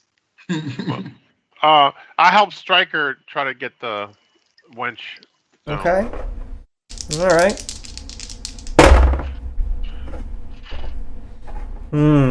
Things are going rather badly for the crewmen behind you, or I guess now to your right, that you've swiveled around. You can see one of them getting shredded into multiple pieces as the sea serpent flails its clawed appendages and just rips him apart before turning its blood-smattered face to the next one, who's gone white as a sheet and is in the process of wetting himself.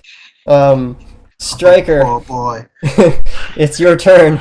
All right, so I was trying to start cranking again. Okay, you and Noel together roll for strength. Okay. Yell at that assassin. Get the assassin to help you. The assassin's still at the front of the ballista trying to figure out how to make the bolt go in. Hey, man, it's up to your strength, man. I only got a 2. I got a 12. All right. +2 on that, too.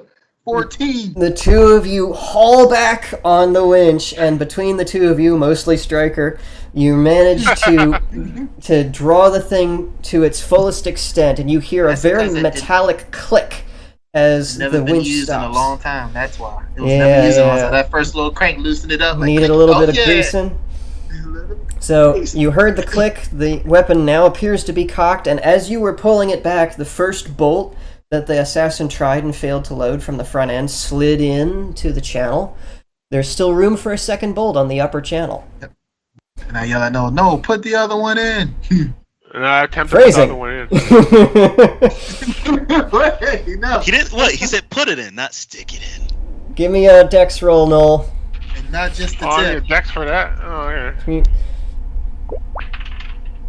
Oh, I got a 4. I'm rolling like terribly now. Oh no! It's for a 6 for him, right? What? I got a 2 plus 2 on dex, right? So that's certainly enough for you to pull a bolt out of the ammo box at your side and stick it in the slot.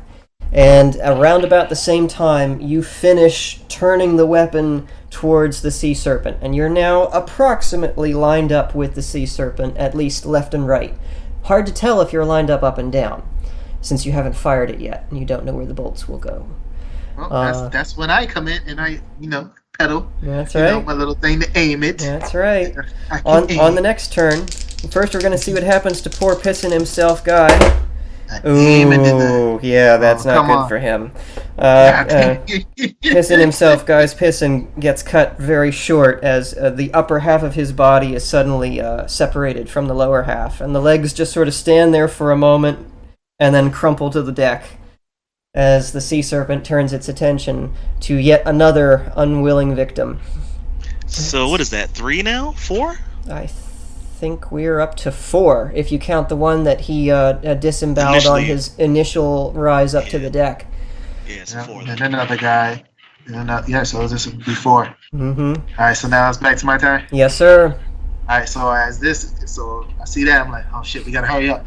So that's when I start pedaling, aiming. Okay. As soon as I aim, hopefully true. Now I think yell. I want you to give me an intelligence check to see if you can line up your shot properly the first time. Another 12.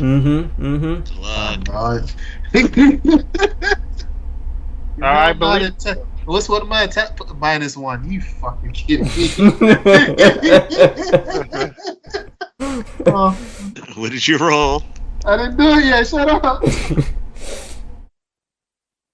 Believe in the heart of the dice. Fuck. I got a 4. So you got a 3 in essence. So you line the thing up approximately where you think it should land. What were you going to shout out to everybody? Move. So you shout move, and a handful of people who might be in the path of your bolt turn, see what you're about to do, and get the hell out of the way, including the assassin who was still trying to load the one bolt. He finally just gets out of the way. Actually, I was like, can he stay there so I can shoot it? Well, he's moved now, man. He's moved. Your opportunity's been missed. Maybe the captain comes up. Captain's busy right now, so...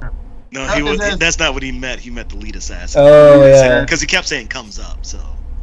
Gotcha. No, he's still down below. The sea serpent is actually really close to the hatch that Mr. Lead Assassin would take to get up to the deck, so he's maybe kind of stuck at the moment. Unless he wants to come up and immediately have his head removed. Ladies and gentlemen, this is what we call spray and pray. Spray and pray. All right, Lana. Did you ever figure out how to actually fire it? There's a trigger underneath of it. Okay. I'm hoping that's the trigger. All right. Praying that it works. There's actually 2 of them. Why the fuck are there 2 Well, there are 2 slots, Dodo. But there's one. Well, I'll fire one of them, and hopefully at least fires one of them. Okay, so you're going to pull one trigger to fire one bolt? Yep, for right now, because we'll see. I want to make sure it's the right one. Okay.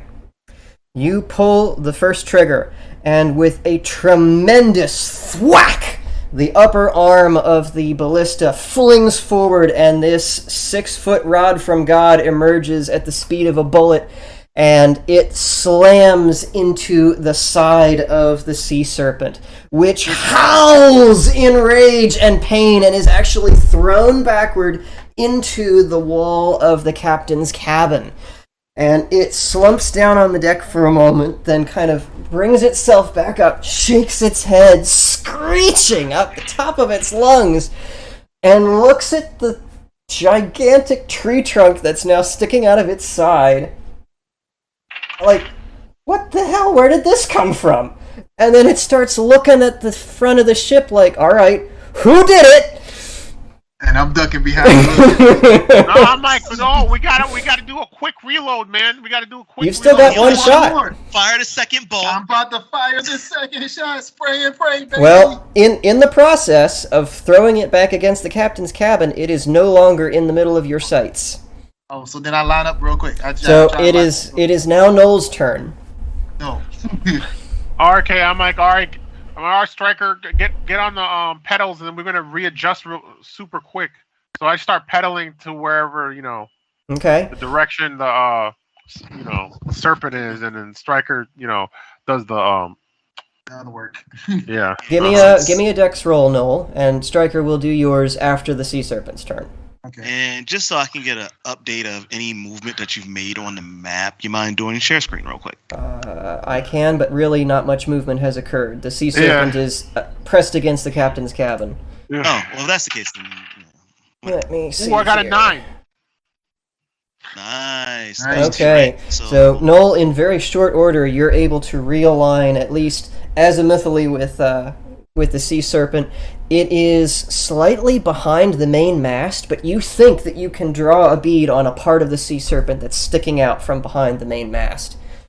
Let me see if I can... All right, Striker, it's up to you, man. Oh, it's up to the serpent now, because the serpent's turn. Oh, There you go. Okay. I shared the screen for you there, Serge, so you have a quick moment to see what that looks like.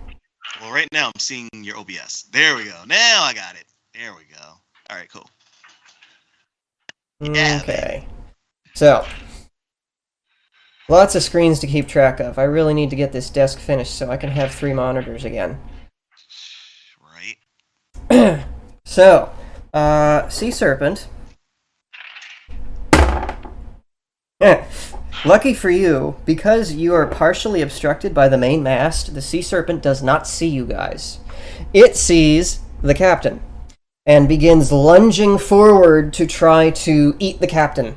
But it is quickly stopped by an array of men in front of it with spears and fishing pikes and stuff like that. And it can't actually get very far. Unfortunately for you, it doesn't move far enough that it goes out of Noel's alignment. So now, Stryker, it's over to you. You just have to make your alignment and then fire in order to nail the thing again. So I'm starting to align and do that, so I gotta roll. All Yeah, right, give me the 12 side for Dex.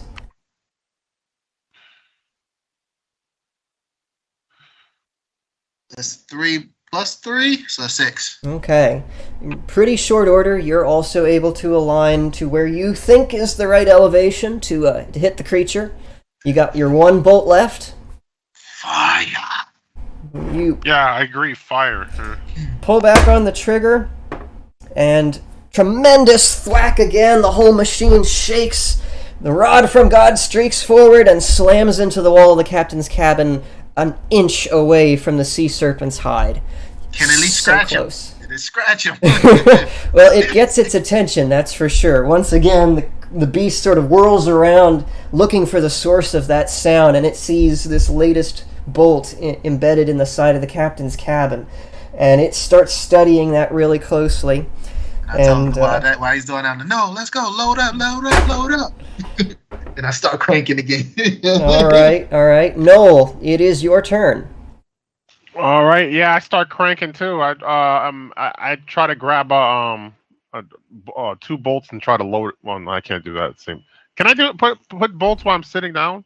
I'm You trying to think can. through the mechanism. So you can. Okay. You gotta definitely crank the can thing back in order to reach. slide them in, right? Oh Yeah. I Yeah. go and try to crank the thing back again, but with both All of right. them. You're gonna both work to rearm the thing. Okay. Yeah. And no, just so you know, your video is lagging pretty badly right now on my screen. Oh, so I don't know what to do with that about that. And there's not There's much nothing we can do. It's the fail of Skype. It's Yeah. what it is. Well, as you guys are working to redraw the Airlance, the sea serpent has turned its attention away from the crew on the deck and is inspecting the bolt that is embedded in the captain's cabin and also the one embedded in its side. And as you guys are hauling back on the winch, you notice the head slowly turn up the deck and look at you. And for a moment, you could almost swear that the beast understands that you guys were the ones what skewered it. And I'm like, Hey man, hey, just keep working. Just keep working. Striker, it's your turn. I'm gonna need you to roll that 12 to see if you guys can arm that ballista. Oh shit! It fell off. What? The first time in a while it fell off the damn table. Okay, shit. Okay, come on. And Everyone watch. Noel, I'm gonna need you to roll for this as well, since you guys are Okay. working together. Okay, I got a 10. Oh, good job. Okay. Okay. All right. It's up to me now. It looked like a 1 at first. I was like, fuck no. Ooh, I got another 9. I got another 9. The Oh, two we're of good. you are working like a well-oiled machine, and by this point, you guys haul back on that thing and are able to fully recock the Airlance. And now, Noel, we're back to you. You have the opportunity to load the bolts. Oh yeah, load. Wait, is the ballista aimed towards it? The Yeah, it still is at the moment. Okay, great. Great. It looks like it might be, but you might be able to make some more fine adjustment.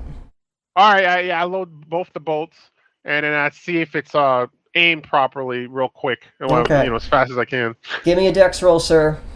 All right. I'm surprised you guys aren't using that third person to help y'all figure out if you're fully aligned. That assassin that was there a bit He ago. got lost. He's like gone. He ran for I mean, the on hills. the map, it still shows He's- him as like being near them. I know, that's because I'm too lazy Okay, to I mess got with that. I got another 7. All right, so you load the 2 bolts, and you pretty quickly make the adjustment that you need. It isn't real far that you have to go. The serpent has basically like doubled back on itself, and is now its head is now right in line with where you're aiming. And the serpent, for its part, having recognized the source of the danger, begins slithering forward towards you on the deck.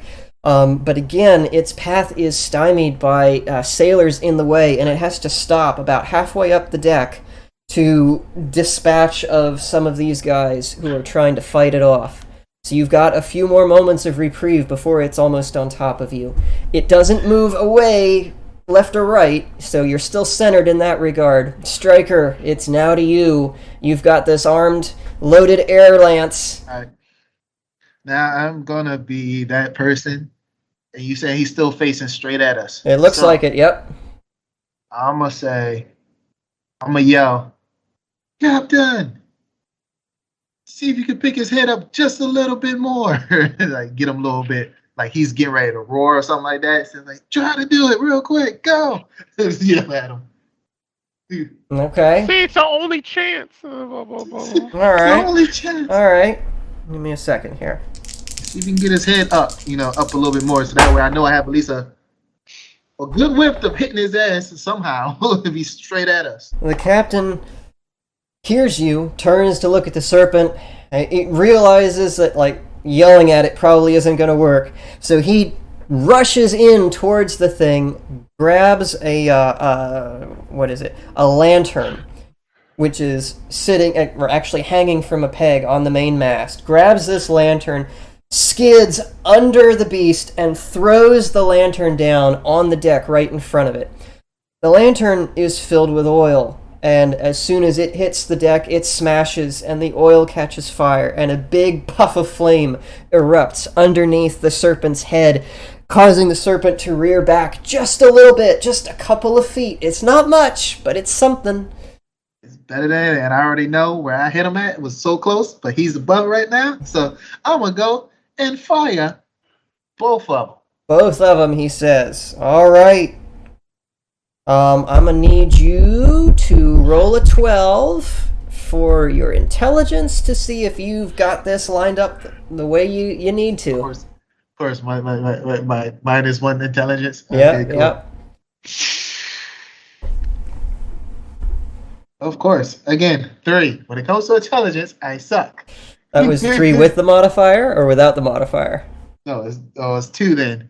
2.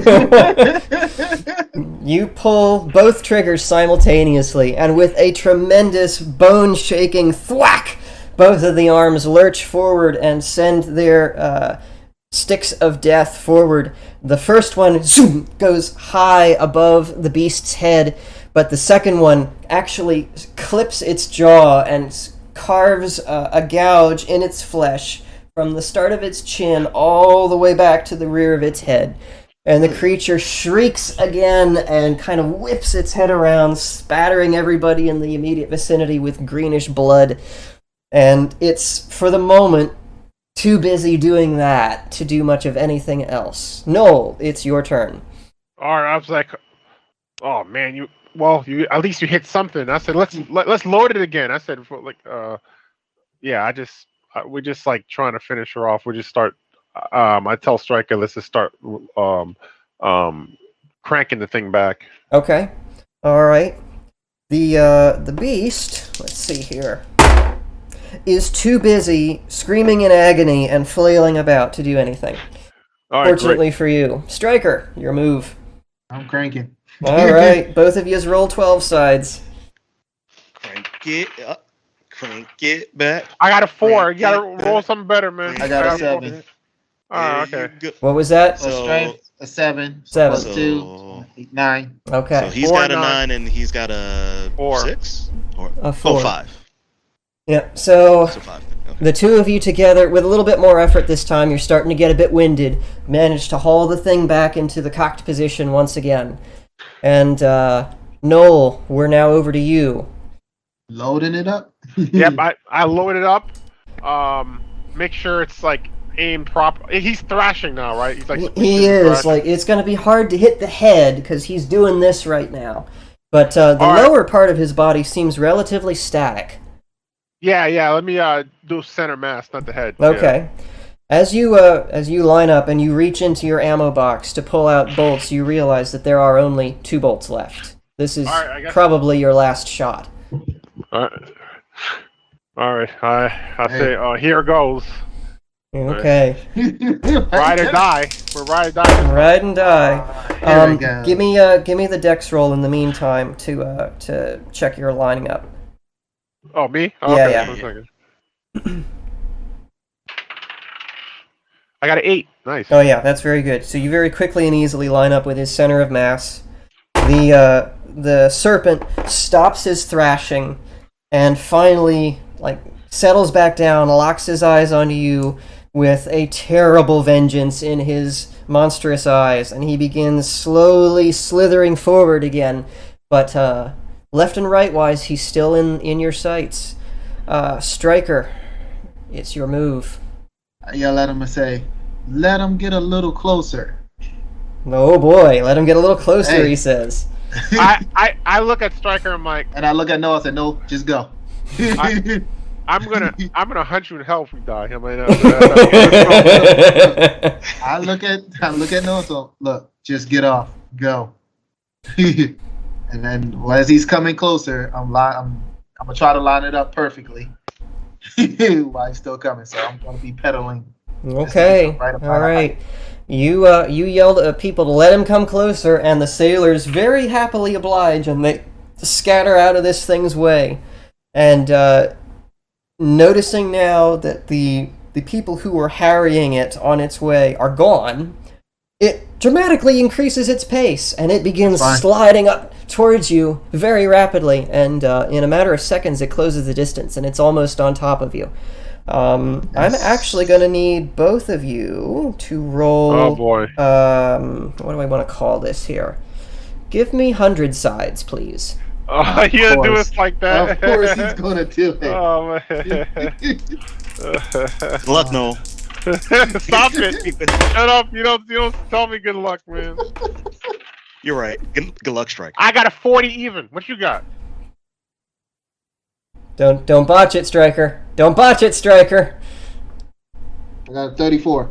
Oh, nice. Oh, ooh, that's fairly low, right? The serpent rolled a 66.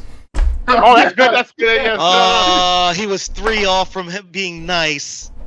So the sea serpent gets real close, but not close enough to pounce on either of you or the Airlance. You've got your one moment. Striker, it's now or never, bud.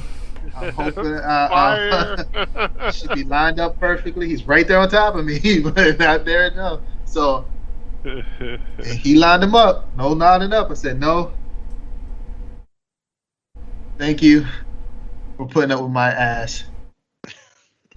And then I lined up and I fired. All right. Because he's at almost point-blank range, I'm going to make you roll, but with advantage. Just give me 2 12 sides for dex, please. And yes, I'm firing both. Fuck that. I'm going for the kill. You're going to fire both as well? Okay. We'll make this count towards both. 11. Okay. Ooh. 9. Oh, nice. Nice. The beast rears up in front of you, towering over you 8-10 feet above you. Its nasty, blood-soaked claws outstretched, waiting to just demolish you guys. And you fire, and the ballista shakes and shimmies, and the bolts sail forward and slam, both of them squarely into the creature's center. The beast is... It's so much force that it actually throws the beast backward onto the deck, almost all the way back to the captain's cabin. It leaves this smear of blood behind it as it goes, and when it finally comes to a stop, it doesn't even shriek, it doesn't cry, it just gives a sort of resigned groan, and then stops moving, and the head flops to the deck.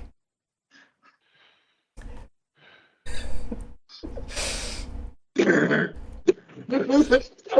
that's not the song anymore. I'm sitting down, like Noel's like sitting down, like, whew. Wow. I look over at Noel, I'm like, no, I told you get the fuck out of here. Well, where am I gonna run to? If you messed up, he would have wrecked the whole ship. We would have been dead anyway. And it takes a few moments, but the crew start to realize that the thing is dead, and they all kind of look at each other, kind of shocked for a moment, and then everybody starts cheering and waving their weapons in the air. And this is what I do. I was like, and I yell, "No, make sure he's dead." I was like, "Fuck that! We already did this before. Make sure he's dead." Surprisingly enough, the assassin who was concussed is the first one to stand up and walk up to the beast, pull out his crossbow, and lay a bolt squarely between the creature's eyes before staggering back to the railing and falling back down on the deck unconscious. Oh, he didn't double tap? He didn't reload and shoot another bolt? No, he's concussed. That was all he had in him. If it was Dez, that probably would have happened. Dez going off. As he does that, I look up like, wait, he's still alive? Not dead, Fred? They'd be like, who's Fred? Don't worry about it. You'll know. The captain swaggers up to you guys at the ballista. His tunic is a little bit singed from his little stunt with the lantern. But he's got a big grin on his face, and he claps the two of you heartily on the back. Ha ha! Aye, well done, mateys! I think he broke my arm. Are you Goldberg? True story, yo. He almost broke my arm. I'm not gonna lie. That is a true story. And the captain just roars with laughter. Yeah, I remember you telling me about that. We'll talk about that later. And turns over to the rest of the crew. Bosun! Bring us some grog! And there's a bit of a silence for a moment. He says, "Ah, damn! He got the bosun. Lieutenant, get the grog!" And everyone cheers. Yay, grog! They spill some grog for their shredded up homies. Yes. Yeah. Poor Bosun. Poor Bosun, yes. He died the way he lived, doing absolutely nothing. Oh my. And I think with that, we're going to bounce back to Ronnie. Okay. But not before. Noel and Stryker, 200 XP apiece, if you don't mind. Okay, 1 second. Let me pull. Where you guys XP's at right now? I'm at 635. 1 second. I'm about to find out. I'm at 835 now. Jeez. Why isn't your character sheet already up? No. Mine's current. No, I'm 850 now. Oh yeah, those boys are both about 100 away. Less than that. 900's the threshold for level 3. Yeah. And I'll give you a little bit of a slow clap for the teamwork. That was good. Wait. That's not good enough. You said slow clap. No, you need to do the. We realize something about me. Targets have to be up on me, just like in Monster Hunter. They gotta be close to me to hit. But the thing is, I had to function. So you're a Monster Hunter bow user. You have to be literally either at close range or less than mid range in order for your bow to actually work. Good stuff. We're starting to learn my character now. Yeah. I was like, when I was doing that, I was like, okay, there's no alternative. We're in the middle of the ocean. If the monster sinks the ship, that's it. So I just like, whatever we miss, we try again. We shoot and we try again as fast as we can. That's how I was like, yeah, that was the only logical thing to do. And it paid off. I mean, well, in that particular case, though, you guys only had one last shot, though. Those were the last 2 bolts, remember? Mm-hmm. Yeah. But there was no hesitation between the shots we were doing. We didn't go like, oh, and then did something else. We just like. True. But I mean, on that last shot when he was like, get out of here, like, you didn't have another shot to go on that one. Like, if he'd have missed, you guys were gonna get crushed and eaten. That's why I said at least one of us was alive. And at least if you got off the ship and the ship got crushed, you could at least use the wreckage of the ship to stay afloat. If the beast didn't eat him afterward. Yeah, exactly. He's Noah. I think Noah has better luck in that department. Strike on the other hand. I get dumb luck. He has luck. No, it was good that Noel chose to stay in the seat, because if he hadn't, I might have made the serpent, move off to the side and require an adjustment that there was no one to perform. You know that there be gremlins in this game.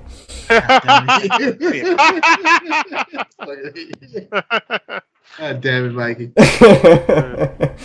So, Ronnie, we're back to you. Hi. And do you actually want to go through the sequence of getting Lem lunch, or do you want to move on to other things?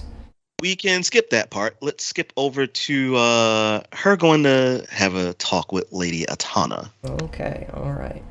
Well, after you guys finish up lunch, you head back over to the barracks to return Lem to his cot and insist that he stay there until the mystery potion that the apothecary gave him has time to work.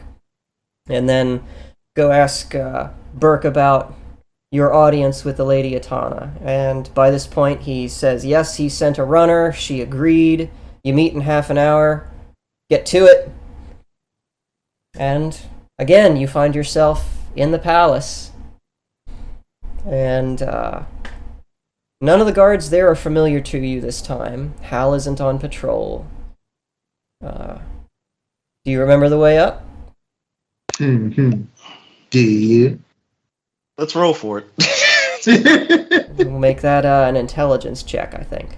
All right. You want her on 12 or you want her on 100? Oh, that one on 12.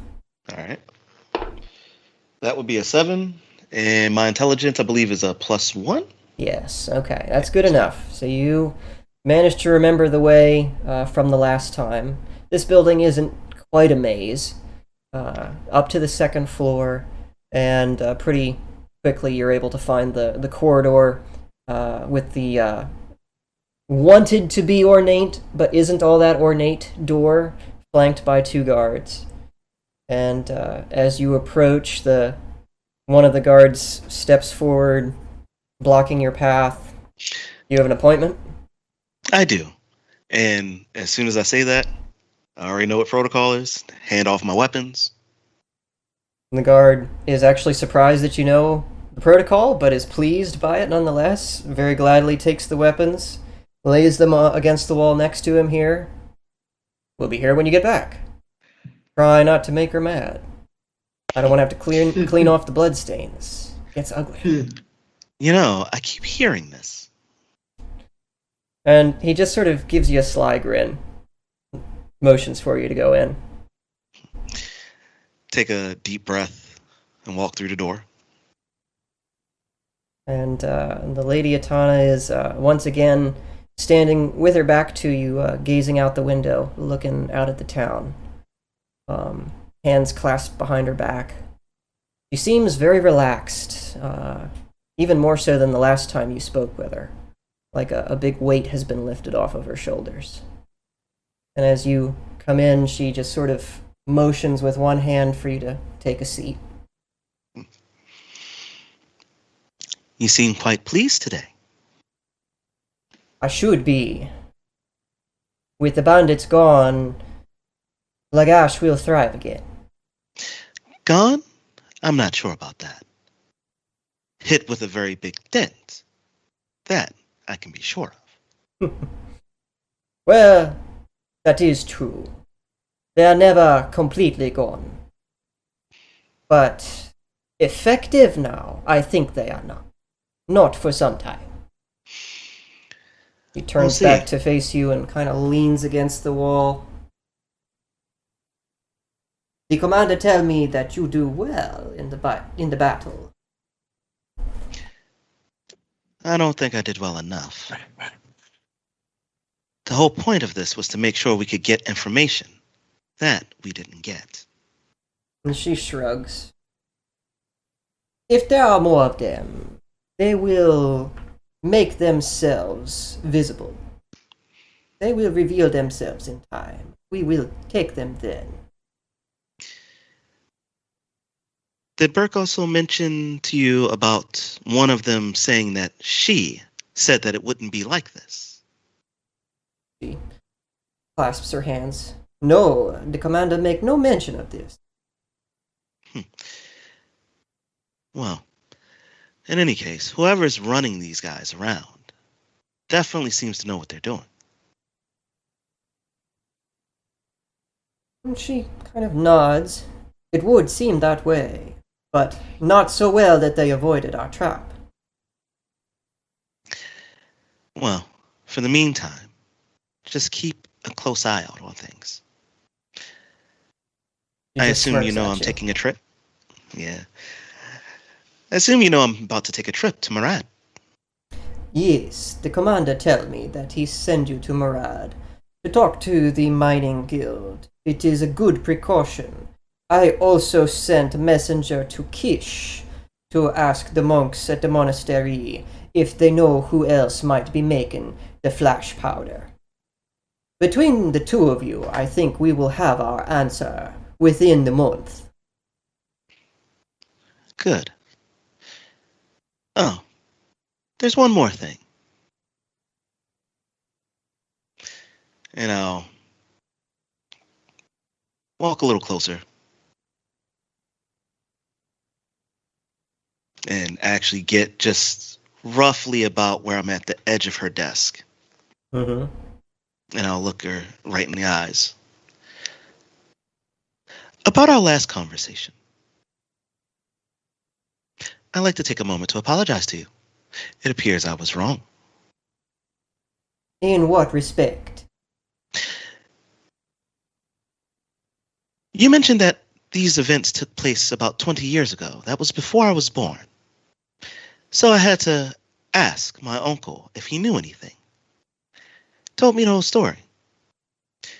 Granted, yes, they were a very small handful of people from our village who essentially were, I guess you could say, black sheep who did this. I can see now why you would think we're all like that. Yeah.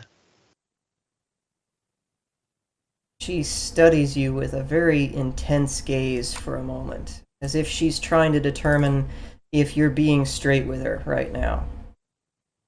And After a moment of this, she leans across the desk and looks you squarely in the eye, and then,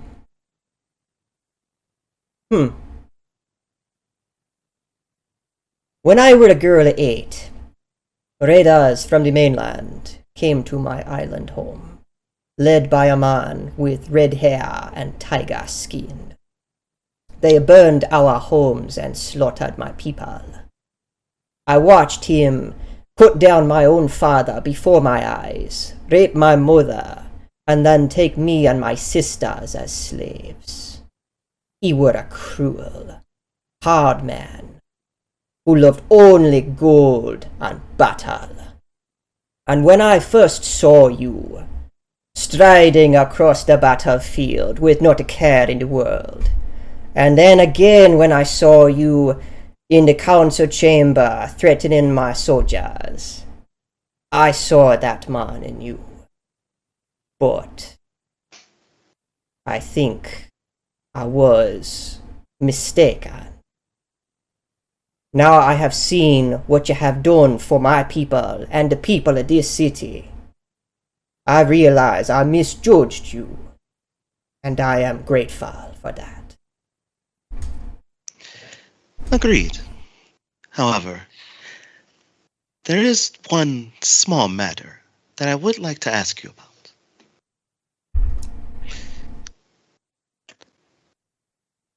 In case I run into Noel and Stryker over there in Murad, just how deep are they in with whatever it is that you've assigned to them? It is probably nothing. We sent them over there to investigate some report of an ancient artifact that might bring Murad wealth or power that could be a threat to us. Agent Deus seemed to think that it was worth investigating, but I attribute little value to it. I don't expect them to run into much trouble. Deus, the head of the Assassin's Guild. He is not the head, but he is responsible for Uruk Assassins Guild members in this city. Sounds like a head to me. So then, should I ask him exactly how much trouble these boys could be in? If it really concern you, I think it would be not too much trouble to ask him. He has taken up residence in the old Assassin's Guild Hall that used to belong to Lagash, just outside of the Tavern District. And before you say anything else, she reaches into her desk and pulls out a small signet ring and hands this to you. You have to be showing this at the gate or they kill you on sight. Understood. I'll take the ring, slide it on my finger. Specifically my middle finger. Why am I not surprised?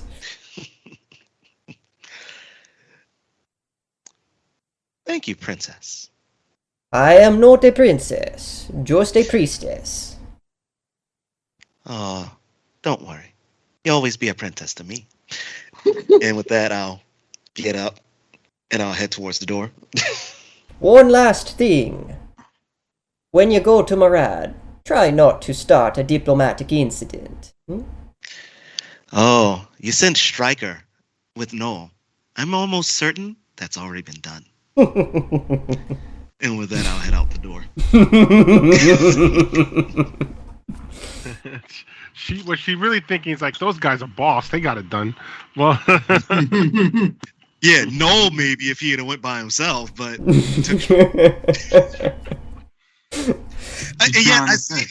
I say that, but Noel's actually the one who caused most of the shit. Hey, that Metal Gear Strat just had some bad rolls.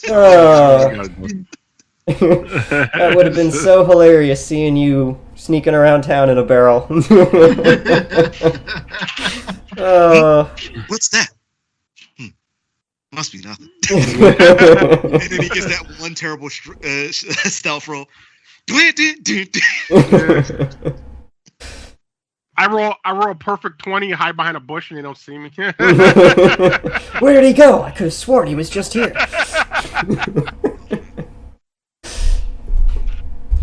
All right, Ronnie. You survived your second or third or whatever it is encounter with the Lady Atana. Didn't get fried, didn't get pasted. Got a signet ring. Yay. So, as I head out, obviously grab my weapons back. I'm going to head down towards the Assassin Hall. Okay. Make your way down there, and I'm actually going to make you roll for perception.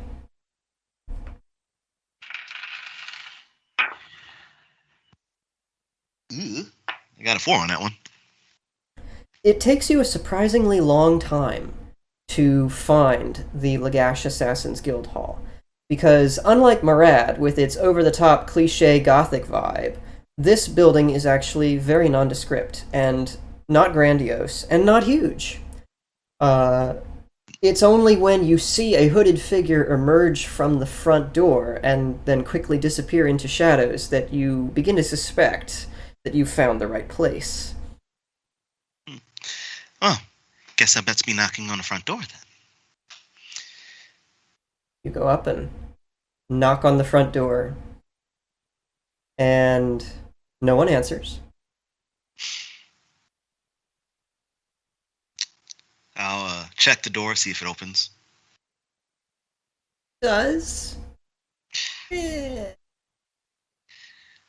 Hello, Clarice. So with that, I'm actually gonna walk in, because by now I figured out how these guys work after the first time they jumped me.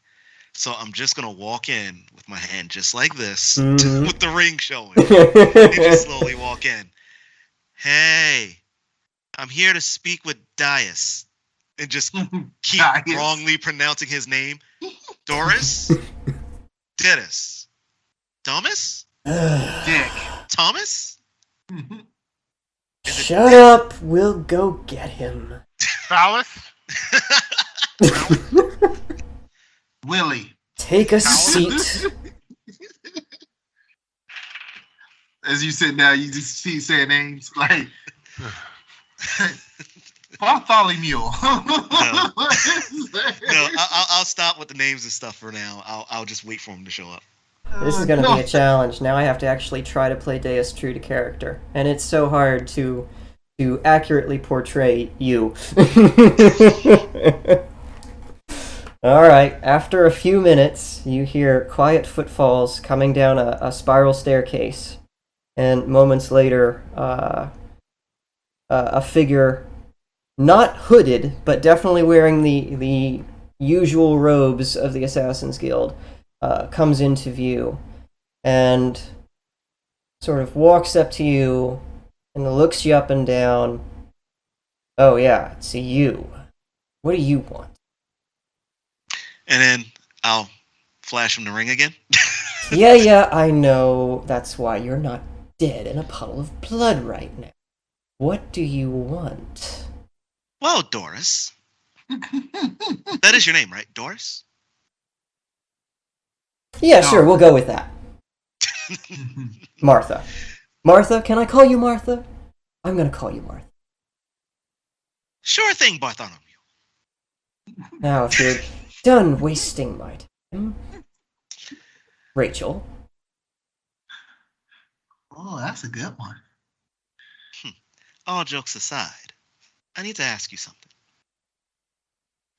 That little mission that Nolan, Stryker. Come on. How bad would it be if they got into trouble? On a scale of 1 to 10, 12, probably. Knowing Stryker, 15. Oh, shit. Exactly. I'm heading to Murad. My condolences. My job is supposed to be a simple one, but I feel like the alert's going to be high when I get there. Want my advice? Don't go. But if you have to go, Pretend you don't know him. I certainly wish I could pretend I didn't know him. Could I just punch him in his face instead and kill him? Is that an option? I certainly wouldn't complain. But I can't speak for the Murad Guards or Assassin's Guild, but if they've spent any time with him, I imagine they wouldn't complain either. perfect. That's all I need to know. Oh, also, what's this artifact thing that they're in for exactly about? We don't know. That's why they're going to look for it. But you found it important that they should. You have to have some sort of hunch, right?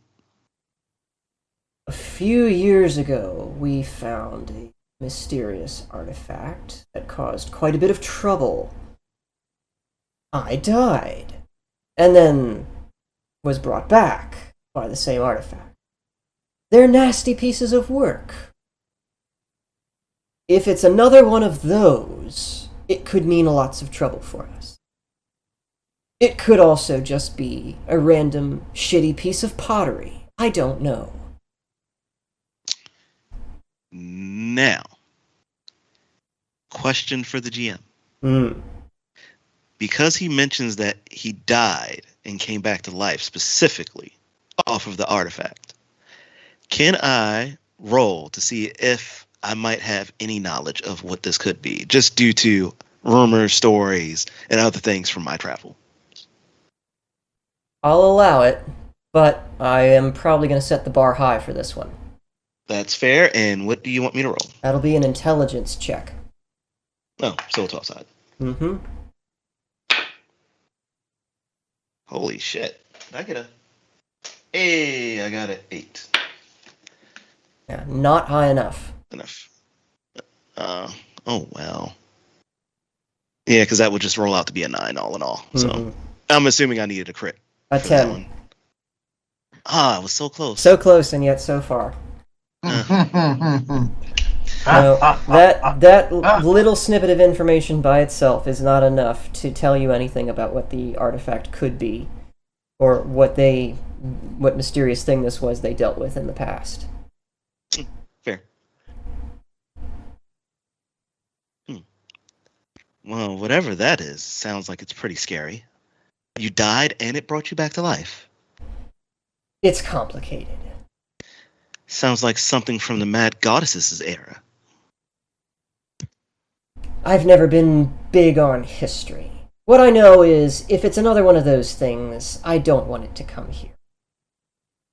But I'd even less like for it to go to one of our sister cities. No telling what kind of nonsense they could get up to. Could you destroy it? I don't know. The last one disappeared. But we may have simply lost it in the dark. We never sent anyone back to go looking for it because of how dangerous it was. I suppose if this was another one of those things, we would want to try. All right, then. Well, if the boys need their asses pulled out of the fire, I'll at least lend a hand to Noel and Riku. I rather like her. Yes, I would like Riku to return in one piece. If you see her, tell her I said hi, and Daddy's waiting. Aw. Kind of sick fetish. Well, I know, right? Enrico's like, I'm never coming back. I'm running away. Here's the worst part. You ready for this? Aw, that's so sweet. You must really love your daughter. Yes. Now, you're done.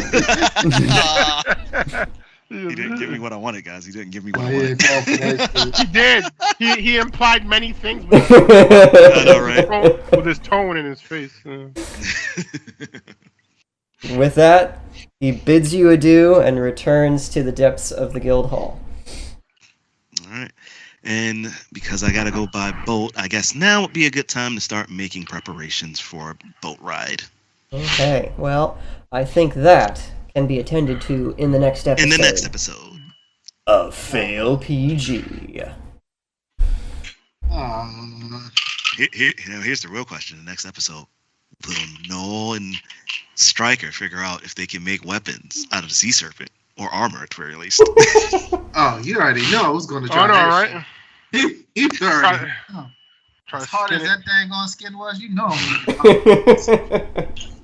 Oh boy, that's going to be interesting. Because if it was Ronnie, she'd just carve the thing up, bring it back to Uncle Eric, and let him do it.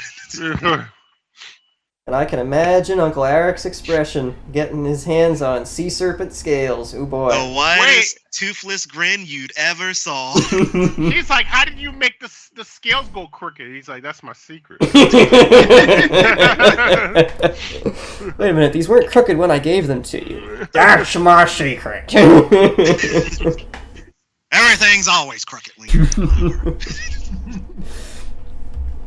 Alright, well, ladies and gentlemen, if you liked what you saw here today, remember to hit that like and subscribe button. If you didn't like what you saw here today, the dislike button's right next to it, but please leave a comment. Let us know what we can do to improve for next time.